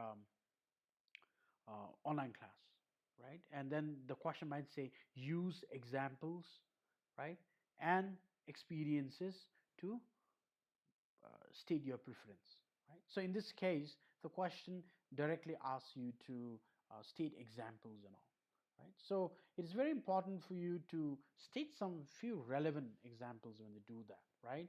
And not just doing it, but how are you are really developing the entire premise of that argumentative essay is what the topic development is all about, right? So whether you answer the given question with enough evidences or not, and usually when I work with students or candidates, I find that in the goal, with the goal of being very concise and think, usually the essay becomes very direct. I choose online class because one, it's convenient. Two, they don't develop the answer, so they just swim on the surface. But it's very important for TOEFL IBT. You have to really develop the answer in the sense that you might need to go a bit specific, right? When you are explaining the particular reason and arguing the particular reason, then you might need to develop the answer a little bit into the depth, right? So that is what topic development is all about. The next is the language use, which is similar to task one, which is appropriate and precise use of vocabulary, appropriate and precise use of grammar, right? And then the third part is also the same. The third metric is also the same to task one, which is improving cohesion, where we talk about improving the relationship between words, sentences, and paragraphs, right, in your essay, and also the coherence part, which is the clarity with which you write there. So yeah, so these are the different rubrics, right? Now, if you want to understand more about this rubric, you need to go and download, the publicly available TOEFL IBT writing rubrics for both independent and integrated task. So yeah, but in the coming slides, I'll also be explaining to you guys the language components that you can focus to improve this different rubrics or the criteria, these different dimensions of criteria. Yeah. Okay. So now you're aware of the rubrics. Now, if you're aware of the rubrics, then what language components, can you concentrate on improving those, right? From a perspective of English language. So this is this. Now we are direct. Now we are getting into the strategies and why and how you should approach the TOEFL IBT writing. So for the content, for the rubrics related to content, make sure content or topic development, sorry, because like I said, task one and task two has a different first criteria, dimension of criteria. So to make sure that do this well in this particular dimension, you need to make sure that you don't misinterpret in task one. Okay, right? You don't misinterpret the information, which is at the end of the day the relationship between the passage and the lecture. The other thing is make sure you write about all the major points, right? So that was part one, right? Now, somehow I think I've missed the task two. And if I add a point here regarding the development part, the thing would be answer the question, answer given question sufficiently.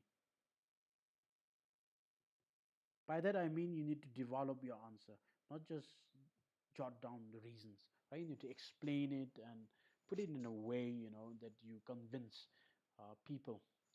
Yeah. So that's content development part. Vocabulary. Now, when you're talking about vocabulary, what do you need to concentrate on when you talk about this test, right? The first part is the synonym or the paraphrasing. Now, how can you show, how diverse your vocabulary is to the examiner? It's not by repeating the same word again and again, right? So you might have to demonstrate your ability to use synonyms wherever possible, right? By not repeating the same word again and again, by using different forms of the word, right? And also, if you don't have a particular word replace, a particular repetitive word in your essay, then you might also want to paraphrase, and right. So that's one option there. The second one is collocation. So another way to show your vocabulary is through use of collocation. So I don't know if you guys are aware of it or not, but collocations are, in English we say it's a combinations of word, combination of words, combination of words. So for example, this is, I think, the difference between a native speaker and a a second language speaker. In our context, when we are second language speaker, we almost treat words. It's almost like we have this bag, and inside this bag we have all those different words that we use, right? And then when we speak the language, we put any word with any other words together and form an expression, right? And then sometimes what it does is it sounds very weird, right? So it's not a part of an expression, right? It's not part of, and it goes against the context, and there's a lot of problems with that. So I think collocation, when you're writing, one specific thing that they look at when they talk about vocabulary is the collocation. So collocation means your combinations of words. So for example, if I give an example like, we never say do crime, right? Did you do crime, right? We never say something like this, right? We say something like, did you commit crime? Commit crime. So the two combinations of word, it is better to use commit crime rather than do crime. So these are also some of the things that they check um, within vocabulary, right? So please be wary of that. Use. In fact, when I teach my students, I always try to tell them, if you can, if you when we use the OIR model, which is observe, imitate, and repeat, observe the combinations of word whenever you're reading something or listening to somebody speak. Because if those if you get used to the collocation, at the end of the day, you might not even require grammar to actually do well. Because everything at the end of the day is combinations of words, right? Collocations. Things that, for example, see, we never think when we say the pen is mightier than sword, right? It just comes out. We don't go like pen, mightier than sword. We never think word by word. The reason is because we remember them as collocations, as combinations of word, and every time you want to use it, the expression just comes out, right? So this is how collocations help, not just in writing but also in speaking, specifically improving your fluency when you're speaking. I think collocation does a great job there, right? So yeah, please concentrate on collocation. Always use the right combinations of word when you're writing. And whenever we write, we don't write in chunks, isn't it? We don't write individual words, we write in chunks, like today I am gone, today I'm here, right? You are there. I don't know. But very naive example there, but you get my point, right? We always write in chunks. So if you concentrate on collocation, most of the time, if you use correct collocation, then grammar is also taken care up to some extent. Yeah. So please, vocabulary. Please do look at the collocations also. The next thing that they also look at is your ability to use subject specific or domain specific words. English, I usually try to tell students that English is a very context based language, depending on which um, area you're using the language in, your use of word and your ability to be fluent, your ability to sound good also changes. Um, Especially, I do this by giving an example of somebody who works in the medical field, for example. Yeah. Somebody who works in the medical field, obviously they know a lot of jargons related to medicine, right? So what happens is they can easily talk about things that has to do with medical scenarios. But that same person, if he's put in a situation where he has to commentate on a, let's say, football match, then that particular person um, struggles a little bit, right? So yes, domain specific words are also one area that I think is very important. The video is hiding the text, so I'll see if I can remove my video somewhere at the top. Yeah, okay.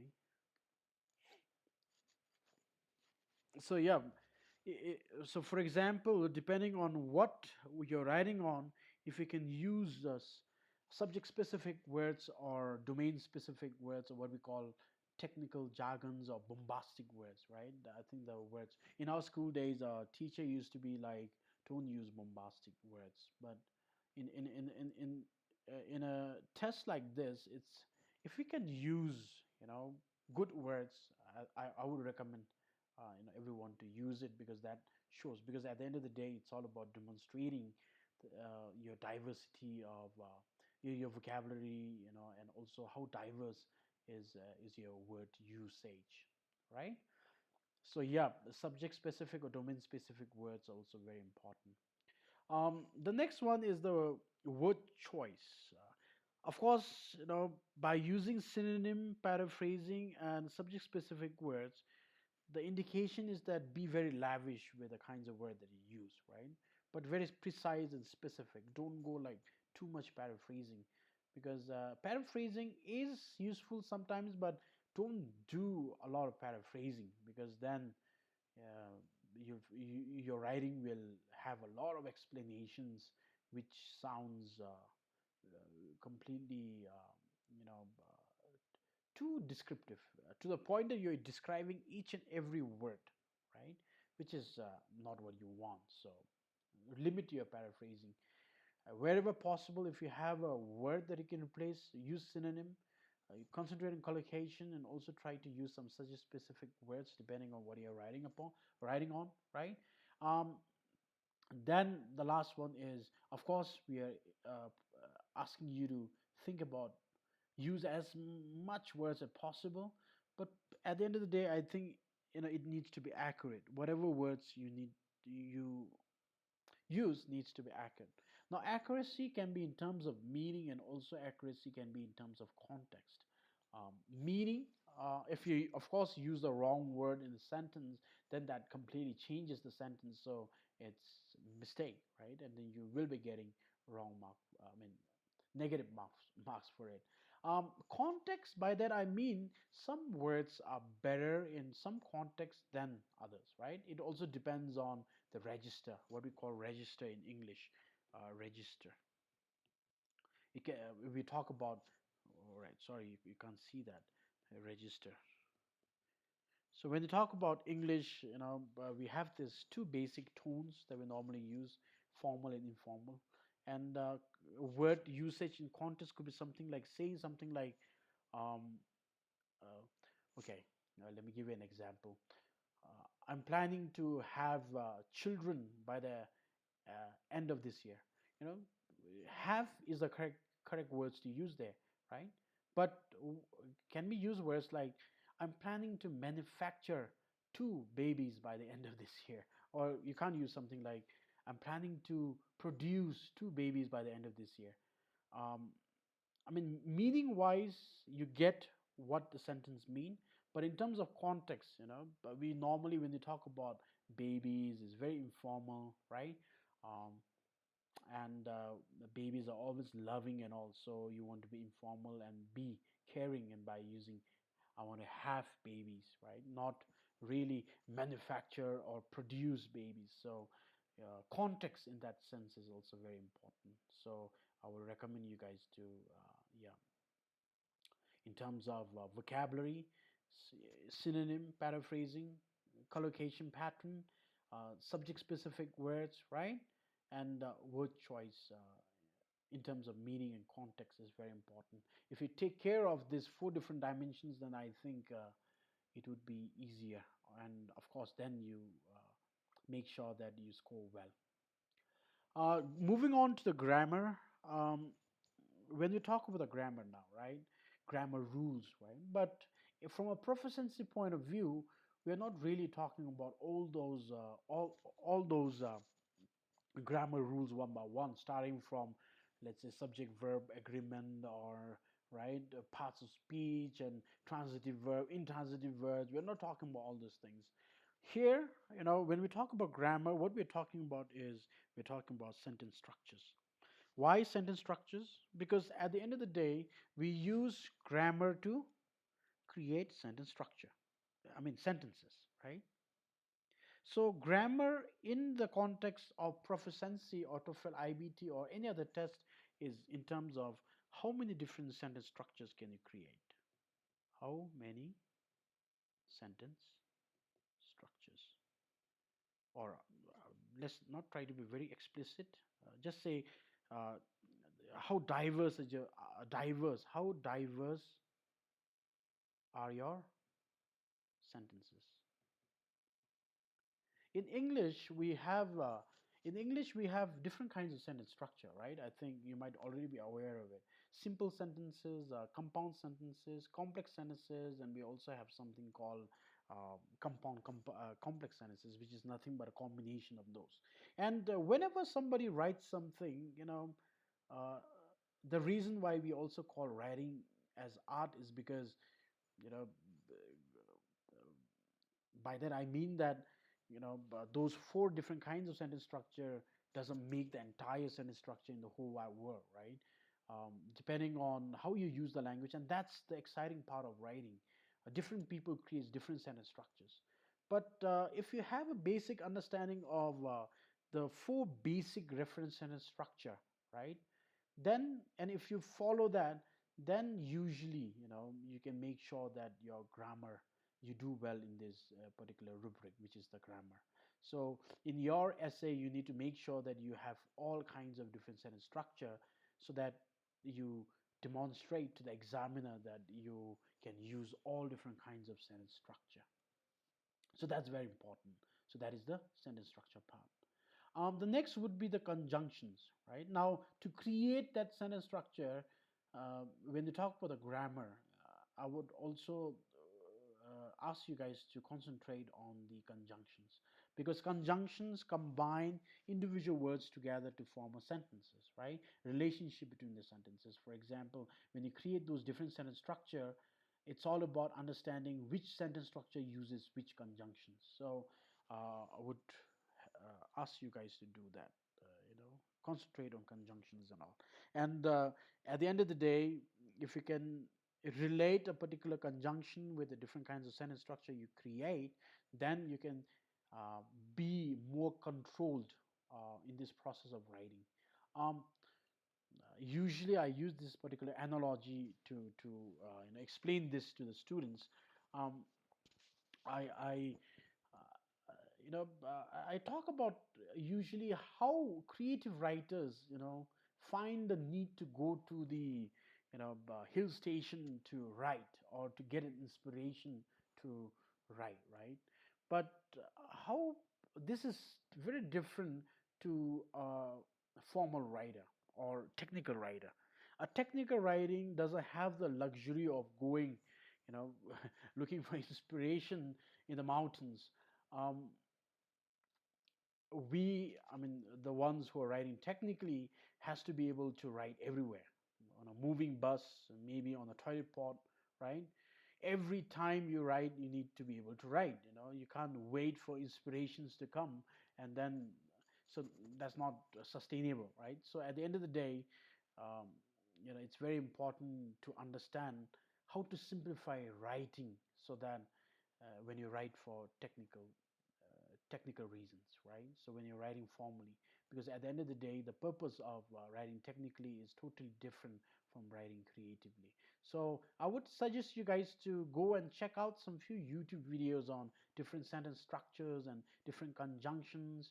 And if you observe, if whenever you're reading or whenever you're listening to somebody, you listen to the sentence structure, right? And then see, like, if you find a very interesting sentence structure, you then observe, right? And then try to find out the conjunction, which is the most important part of that sentence. And if you can identify that, then it will be easier for you to imitate. And then if you observe then and then imitate and then keep on repeating, then that particular sentence structure becomes part of your language, and more easily you will be able to write those different sentence structures, right? And the whole process of writing using a particular sentence structure then becomes automatic. So Yeah, I think I diverged a lot out of the topic. But when you talk about grammar, it's all about sentence structure, and sentence structure is all about using different conjunctions. Yeah, and also collocations. Now, to improve your grammar, like I said, collocation I think is one amazing thing that everybody has to uh, concentrate on. I think to improve your language. Um, Collocation, combinations of word. if you have if you have a pattern in how you use the different words together, then it becomes a lot easier. So the next time you're in that particular situation, you use the same combinations of word that you've used right before to talk about that particular scenario. So it really helps. And from a context of grammar, if you have collocations, you have less chance of making grammar mistakes. So for example, I usually give, to show how you can reduce your grammar, I mean, how to improve the use of grammar, how to improve the accuracy of grammar.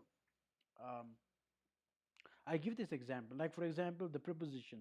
uh, we normally use the preposition on the plane, right? That's the collocation, on the plane, right? I'm on the bus. I'm on the plane. We never say I'm in the bus. Of course, we are. I mean, more accurately, we never say I'm in the plane, right? There might be a situation that might be using, but usually I'm about to get on the plane, so that's the collocation, right? So the correct preposition with the specific word. And if you observe the different combinations of word in English, then the chances of you using that particular words, and also it reduces your grammatical errors. So I would recommend you guys to check that. But grammar is all about sentence structure, your ability to create different sentence structure in your essay, and how accurately are you doing that, right? If you can create all different kinds of sentence structure, and if you can do it without any grammatical errors, then naturally, in this particular rubric, you'll be scoring uh, well. Yep. Alrighty, then that takes us to the final part of our rubrics, which is the organization part. Like I said, we talk about how we organize our essay. We talk about vocabulary, grammar, content, and topic development. And organization is all about cohesion and coherence. So cohesion is basically about relationship that you build between sentences. Now, relationship between words to form sentences is covered by sentence structure, which comes under grammar, right? But at a higher level, we also talk about relationship between sentences. So relationships between sentences, can be improved by using so many different words, right? So uh, when you talk about cohesion, coherence, we're talking about relationship between sentences, a relationship between paragraph, right? So if there is an alignment between your sentences and there's a specific relationship that you're creating, then whatever you're trying to convey becomes very clear and specific. So then that gets a very good mark in your organization part. So this is the basic idea. In English, though, we can use a lot of different language components to improve your relationship. Let me just get rid of some of these things.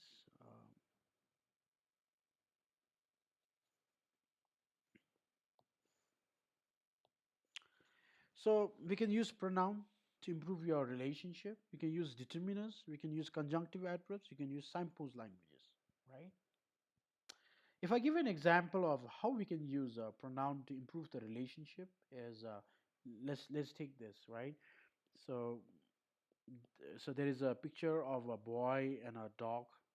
Let's say this is Doji, and let's say Doji has a dog, right? So that it depicts the picture there. But if you notice here, there are two simple sentences, and these two simple sentences are independent right now, right? So this is Doji, Doji has a dog. There's no relationship between these two sentences. But if you want to improve the thing, then you can use pronoun.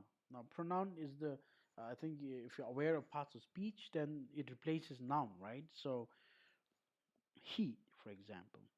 So when you say this is Doji, he has a dog, then now when you're using this pronoun he refers to Doji, and that means that there is now finally a relationship between these two sentences. So this is how we can use pronoun to create relationship. So that improves your cohesion, coherence, and the organization in general, right? How can we use the determinant? Now look at this word like here, this, right? Look at this word, this. This is an example of how we can use a determiner to now create again how to organize things now. Now this here points somewhere, and in this case it points to the picture, picture of the boy and then the dog. So by using the word this, which is a determiner, or you can use also use determinants like it, is, right? Depending on what you're talking about, whether a thing or a animal or a people, right? Human, right? So you can use these different forms of determiner, and this is how you can create a relationship by using determiners now. So if you look at this example, the drawing has a relationship with the first sentence, and the first sentence has a relationship with the second sentence. Now we can say this is a paragraph, right? Yep. So yeah. So that's using pronoun and determiners. Now conjunctive adverbs. Now what are conjunctive adverbs? The words like firstly. If you go online and look for conjunctive adverbs, you'll find a lot of words like firstly, secondly, however, moreover, right? All these words we consider them as a conjunctive adverbs. So conjunctive adverbs can also be used to create, improve the relationship between both sentences and also paragraphs. So let me give you an example now. So let's say this is Doji. Doji has a dog, right? But right, but he needs he needs I don't know, but he needs money. So in this case, what we did is we directly changed the direction of what we're talking about here, right? Yeah. So but or however, let's say, however, but is a conjunction. So yeah. So however, he needs money. So we directly change the direction. But by using the word however, there's still a relationship there that exists, right? There's still a relationship that exists. There's still a relationship that exists between this word however and the previous sentence, which is Doji has a dog. I hope you're getting this. So what you need to do is you need to go online, collect, conjunctive adverbs in the context of your TOEFL iBT test, and use those conjunctive adverbs wherever possible. Um, I hope it's making sense. Um, uh, let's then, how about we move on to the signpost languages? And this is very interesting. Let me just get rid of these things that are not needed first. Uh, whew, okay. So let me take a color. Take a color. All right. So let's look at signpost language. Now, signposts, what does it mean? These are languages that shows a particular direction, right? So signposts, I mean, you might have found some signpost in the town, right? Devumlam, Northernlam, giving you the direction. So these languages almost, are used for these purposes to change directions and all. And you would see that most of the conjunctive adverbs are already part of what we call as the signpost languages. But what is the reason for mentioning two, components here? The reason is because sometimes what you can do is you can create your own signpost languages, right? You can create phrases, for example, you know, which are not a particular word, which usually are the conjunctive adverbs, but you can also create your own phrases to, create to organize things. For example, I think you guys are all aware of during your school days, we all those speakers, right? Morning assembly speakers came in front and said like, "Good morning, Madam Principal, teacher, and my dear friends, and today I'm going to talk about the ill effects of alcohol," right? Those are example of signpost languages, because before you speak about a particular topic, it's very important to let others know about what you'll be speaking on. So that's the purpose of signpost languages, right? So in the context of TOEFL IBT, you can use different phrases like to begin with, to begin with, right? Comma, and then you can write the first reason, right? Right? To add, you can say something like to add in the next paragraph, to add, comma, and then you add your next sentences. So such way to begin, to add, right? To conclude, to recapitulate, usually using conclusion and all. If you can use all those different words, then that also improves your uh, organization. Thereby you improve your cohesion and coherence. All right, then the last one is paragraphing, which is, I think, at the end of the day, conjunctive adverbs, signpost languages can be used, right, as a a tool, or uh, as a language component that you use to create a relationship between paragraphs also. So yeah, but the reason why we are mentioning paragraphing here is because now normally when we talk about paragraphing, we always try to put one particular theme for a particular paragraph, right?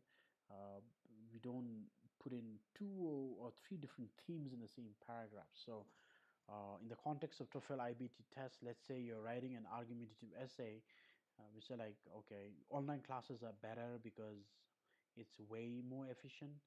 You don't have to wear, let's say, dresses. So those are 2 points. So that first point, you don't. It's very efficient, isn't it? Or they might be part of the same paragraph. So you might want to first state it, and you might need to explain things, right? So usually we try to put that particular point within one paragraph. So at some point in time, whenever you write essay, you always need to think about paragraphing. The basic questions like how many paragraphs am I going to have and all are very important. Well, so if you have gone through this particular session, then I'm pretty sure. I'm pretty sure that now you have the required knowledge of going back and then improving these aspects. Now whenever you're writing, you have to think about all these different components, and then think to yourself, oh, is it what am I good at, what am I not doing well, right? How can I improve it, right? So if you want to ask that question, then this is the part which will tell you, what you're good at and all. And if you, for example, find out that, oh, I'm struggling with vocabulary, then what do I need to do, right? Then you can say something like, oh, I need to improve my vocabulary, but which aspects of your vocabulary? Oh, I need to improve my synonym or paraphrasing ability, or my ability to use collocations or subject specific words. So then your preparation for your TOEFL IBT becomes very objective, and yeah, you can really improve your language actively. Okay, we're making quite a good progress here. So now let's go into the strategy. Okay, so this will be the last part of our session today. So now you guys might be asking, okay, I'm aware of the, test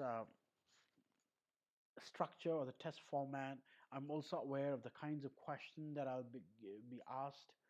I also know on what basis will my essays will my essays be assessed, right? And then I also now know that I need to think about all those different criterias, right? um, Content or topic development. You need to think about language use, which is vocabulary and grammar, and then organization, which is cohesion and coherence. So you might be asking, you might be thinking now, okay, when I write, I just write. Now how can I think about all of these things at the same time? So this is where then we provide provide strategies to the students, okay, towards improving your test score, because the test score is directly linked with how well you are, achieving those different criterias or those different rubrics that I mentioned. So a particular process that you can use to make sure that you cover all the bases so that your test score is improved. I'll try to give you a process that you can use for your writing. So, I mean, it's not rocket science. It's something that I think our teachers have already told us in our school days whenever we, practice our essays. Our teachers always told us, right? Rather, plan before you write, and then you write, right? And then after you write, then you check, right? So those were the wise words from our schools. But I think I'm pretty sure from my own experience of working with a lot of students don't do that, right? They don't plan. They end up writing directly, and after they start writing, they're stuck, and then they're stuck for a long period of time there, resulting in loss of time, right? And then they panic, and then things go downhill from there. There is merit to planning, okay, but in this case I'll be using the rubrics to tell you how to plan, right? So let me tell you my process, how I teach candidates how to manage their writing for the TOEFL iBT test. I When I talk about planning, I tell them uh, some few things. The first thing, when they're planning, I usually tell them, know exactly what you're going to write about, whether it be task one or task two, right? You have to know exactly what you're going to be writing about, right? So if it's task one, then you need to jot down, right? If you need to jot down those, or first you are reading the passage, right? And you're listening. While reading and listening to the passage, you'll be jotting down the important points, right? And those points will be exactly what you'll be writing in the essay as well. So uh, that's task one. Task two, normally it's a choice. So you say something like, I agree, I disagree, or I prefer this, or I prefer that, right? So if you agree, then why you agree. So you just jot down some points. So this is what I mean by know exactly what you're going to write about. And you have to make sure that you know exactly what you're going to write during the planning process itself, right? Don't go with a half planned thing, which is still baking in your head, and you're not really sure what you're going to write about. Never go move on to actual writing, without knowing what you're going to write about. So the first is that, uh, usually it is always better, I tell the candidates to jot down, right? To jot down different points you want to mention, right? So in planning, you first do this, and the second thing is, once you're aware of the different points that you're going to write about, then say like, okay, how many paragraphs am I going to have? Now, depending on what you're going to write about, the different points, that is, you have to then now divide your essay into different paragraphs, right? So that is the second part. So you uh, ask yourself that particular question: how many paragraphs am I going to have? Once you have done that, then you also go ahead and select the conjunctive adverb or the signpost language, that you would want to use at the beginning of each paragraph. I mean, right? So you just add the signpost language at the beginning so that you're very clear of how your introduction will move to the first paragraph, and how your first paragraph will move to the second paragraph, and how your third paragraph will move to the fourth paragraph. Yeah. So this is what you guys need to do in the planning process. If you guys do this, then from my experience, you shouldn't be getting into that situation where you are lost. You're totally blank and you don't know what to write about, right? So yeah, make sure you cover all these things in your planning part. So once you have planned, then you can move on to writing, right? So when you're writing, don't think about what you're going to write about and all. In the planning process, you have everything laid out, right? In fact, right after this, I'll show you a demo how to go about using this process also. So let's say you've planned and you know exactly what you're going to write. You know how many paragraphs you're going to have, and you also have started each paragraph with the appropriate conjunctive adverb or a signpost language at the beginning of the passage, right? Paragraph. Now then you go into writing. Now when you write, you don't need to think about what you're going to write about. All you do is you just think about the sentence structure, which is the conjunction that you use for different, make sure that you use variety of different sentence structure, and only you create and you concentrate on creating relationship between those sentences that you're creating. So when you're writing, don't think about what you need to write and all those things. Now just forget, right? You'll be using the notes that you've created in your planning, right? Now, once that's done, when you're writing, only concentrate on the sentence structure and the relationship between the sentence structures, right? So that you can concentrate. Don't think about vocabulary right now. Write whatever word that is coming to your head right now. Just make sure that you use different variety of different sentence structure, right? And then create a relationship between, so that there is a logical sequence, and then the reader, whoever is reading your essay, can easily follow your essay. So that's your writing part. Once you're done writing, then the last one is to evaluate. And evaluate is the place where you then look at the vocabulary. Now, words can be easily replaced by either a synonym, or you can then maybe put a paraphrase. Sometimes you might have to change the sentence structure, but it's easier in TOEFL iBT because you're typing, right? So you can easily replace the word and also replace with different sentence structures. So this is the process, when you're planning, know exactly what you're going to write about, right? And then when you're writing, only concentrate on sentence structure and relationship between sentence. But when you're evaluating, you only think about the vocabulary and replace with synonym or paraphrase. This way, the essay that you are turning in or submitting is your best work, right? If you don't use this process, then most of the time what happens is, on a given day, good essays are coming out of you. On a bad day, you're even struggling to start off. So to be very consistent, I think this process actually helps. Yeah.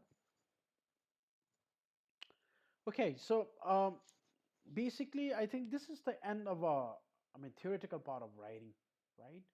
Um, what I wanted to show you is uh, how to use this process, right? So whenever let's say I'm sitting for the test now, when I'm planning, right?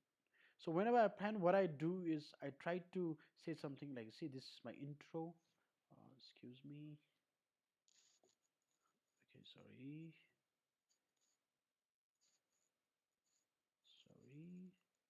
So when I use the process that I just explained, you know that your essay will have an intro, it will have body paragraphs, body one, let's say body one, body two, or then conclusion, right? So what do I mean by that? The first thing is you need to know what to write about. So let's take an example of online versus off face to face. So online versus face to face to face. Now let's consider that I'm gonna so you can't see that. Yep. So let's say online versus face to face class. Which one do you prefer? So let's say that's the question. And now you're saying that, okay, I think that online classes are better than offline face to face classes. Now, if you're supporting this, then okay, you're saying in the introduction that you're saying something like, online classes, right? Something like, sorry, uh, give me a moment here. So like, so you're saying online classes, prefer online class for the following reasons. And you just write something like this, following reasons, right? And the reason number one is, now you know that it's going to be what? And the reason number is very efficient, right? Reason number two is it's economical. I don't know. I'm just uh, giving you some few very naive examples, but right now, something that I can think off my head, right? So this is your introduction. So you know your first point is going to be efficient. You know that your second point is economical, and then you write your conclusion, right? Where you now efficient begande. So so what you do is you once you are aware of you'll be writing about efficiency, you'll be writing how economical online is, right? Um, because you don't have to buy dresses and all, right? um, any reasons. So after you do that, now you know, okay, how many paragraphs are you going to have, you're having. So you have main points, so two paragraphs, right? And then you know what you're going to write about efficiency and how economical it is. Another thing is now the signpost language to start with. So you can say something like for one, right? You can start for one, very efficient for one. You just write for one, and then finally there's just two, but just showing you the example. And in conclusion, say in conclusion. So this is what you do at the beginning of your planning session. You just written here. Then when you're writing, then now you create a specific sentence here, using this, right? For one, you can add something like, then online classes are efficient. Then you elaborate on that in sentences. Then finally, online classes are very economical, right? And then again you start from here. And then in conclusion, then you start from here. So if you follow this method, then I think whatever essay that you'll be turning in would be an essay that would be very beneficial. I mean, not beneficial, but would I mean, fulfill all the criteria that they're looking for, and that results in better marks for you. So yep. I just realized that I forgot you guys. I forgot to show you guys how to register, or did I not? I'm not really sure now. Um, for those of you who wants to register for the TOEFL IBT, I wanted to show you how you can register for it. So to register for the TOEFL IBT, okay, so that's okay. You first go to ets.org, org, ets.org, right? So once you go to ets.org, you get to this particular website. You get to this website, right? And if you scroll up, you'll find a lot of different tests, which is provided by ETS, which is education and training test services. I'm not pretty sure what it means, but this is the company who owns the TOEFL IBT. They have a lot of test options here. Now, if you're interested in TOEFL IBT, then you go into register and sign in the TOEFL IBT.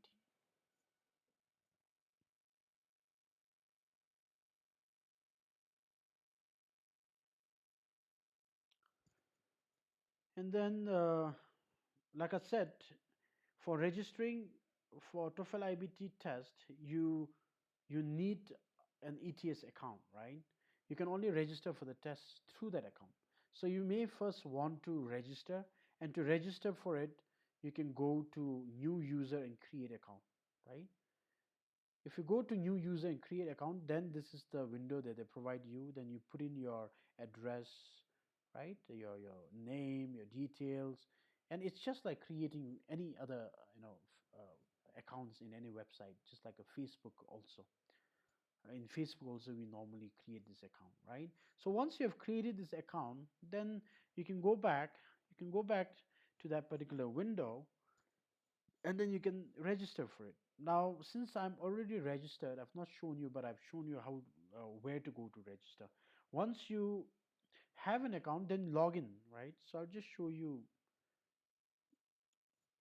uh, my account, and then put in your credentials,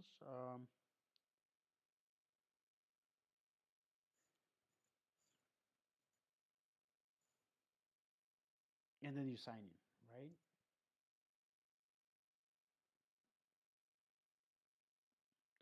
So if you've created your account, then this is what you see. So this is your dashboard for your ETS account. um, can you see this blue button here, register, find test center and all? So this is where you have to click to register for the TOEFL IBT test. And like I said here, at RIM we don't interfere nor we help any candidates for registration. You guys have to do it on your own. So I thought maybe I'll show it to you guys so that you guys also know about it. So if you want to register, then press that blue button. So I've just pressed that blue button, test center, and then this is where you can look for that, test center and the dates for the exam. So right now, since the TOEFL IBT tests are not activated, right, they are not active test dates, you won't get anything right now, right? But whenever RM announces, the new test dates and all, you need to click to that blue button and then go and click the TOEFL IBT, not the TOEFL IBT Home Edition. Okay. Um, of course, TOEFL also has different versions. TOEFL IBT Test Center is the one that we provide here at RIM. TOEFL IBT Home Edition is a test. It's the same test, but you do it from home, right? But the problem is that in most countries they don't accept this test for visa processing. So it is usually not very helpful. Um, and not the TOEFL Essential also. You have to select TOEFL IBT Test Center.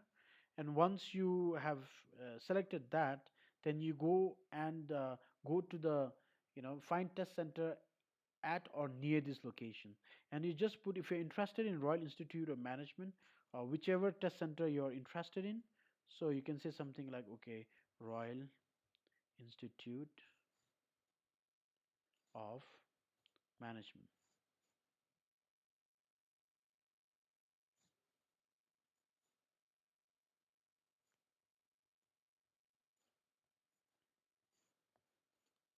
Royal Institute of Management. So you'll see that thing blue, Royal Institute of Management, Phinsiling Thimphu Highway, Semtoka, Bhutan.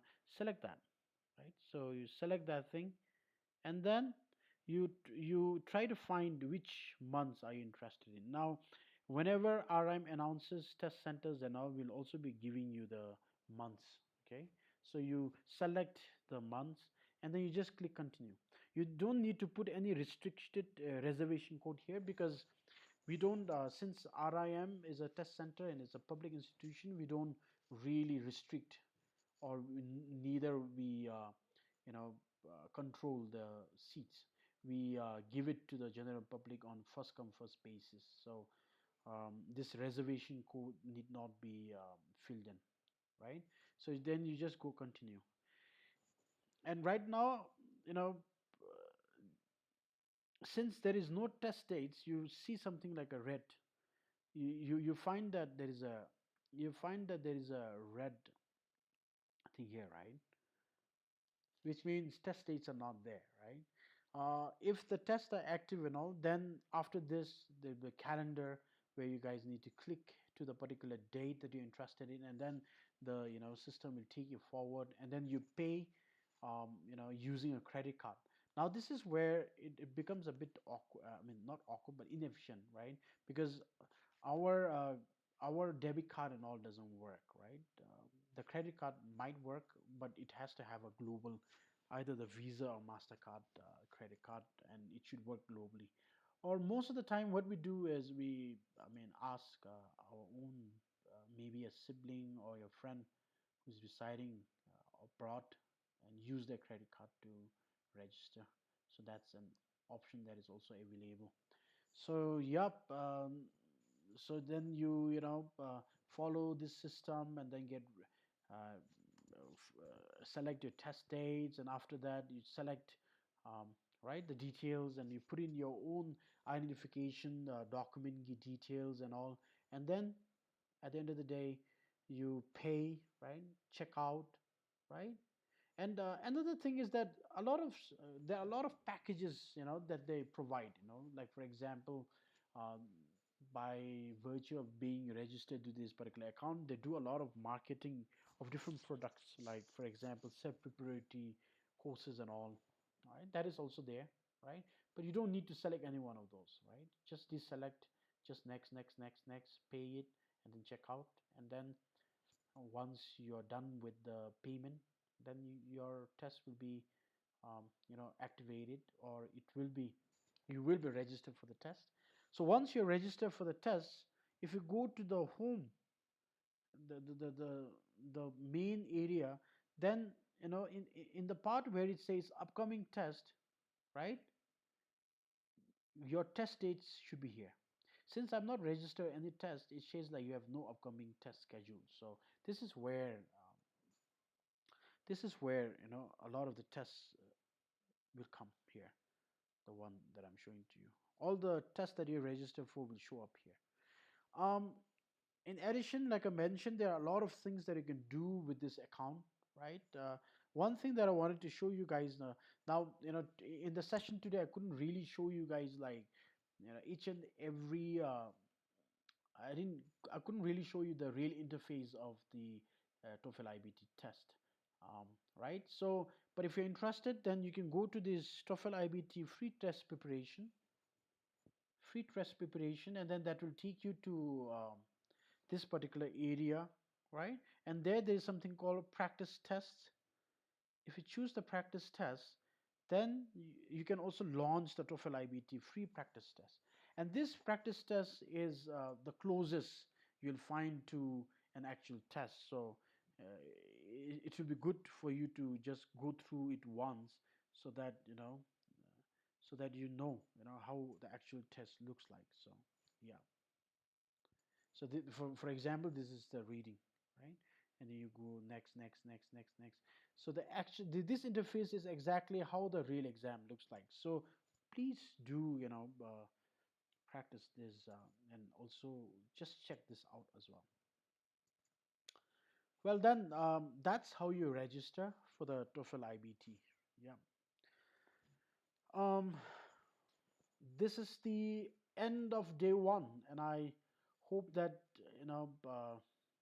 of course, it was not a detailed class, because within 3 hours, I think we can't go into the details of the language. If you're interested, for some details in terms of language and all, you can always register for the test, and also then attend the free class that RM also provide face to face. I hope today's lessons were helpful, and the session was helpful in terms of fulfilling those objectives that we have highlighted. um, Tomorrow we'll be going we'll be dealing with the speaking test, and day after reading, and then the listening. So yep, I'll see you guys tomorrow. But for today's session, if there's any questions, so it's not really 3 hours. I think we have completed the entire thing within 2 hours and 27 minutes. So 2 hours 30. So if you have, I mean, like I asked you guys, if you had any question, you can put it on comment, right? If I Now when I check, right, if you have any comments and specific questions for the remaining part of the session, we will be answering those questions, because this class will be also will be pre-recorded, um, because streaming, right, on the day, and if the internet is not good, then I wanted a backup. So this is just a pre-recorded. uh, if on the first day I play the recorded one, then I will come live after I finish this video. So yep, then we can interact, and if you have any questions, then I'll try to answer that. Yeah. Or we may use interesting method. I don't know, maybe calling, but the calling, I don't think, let's not do that. So yep, if you have any comments, do comment on the stream, right? And I'll answer your questions. All right, then thank you, and yep, the next session will be I'll be answering if you have any questions.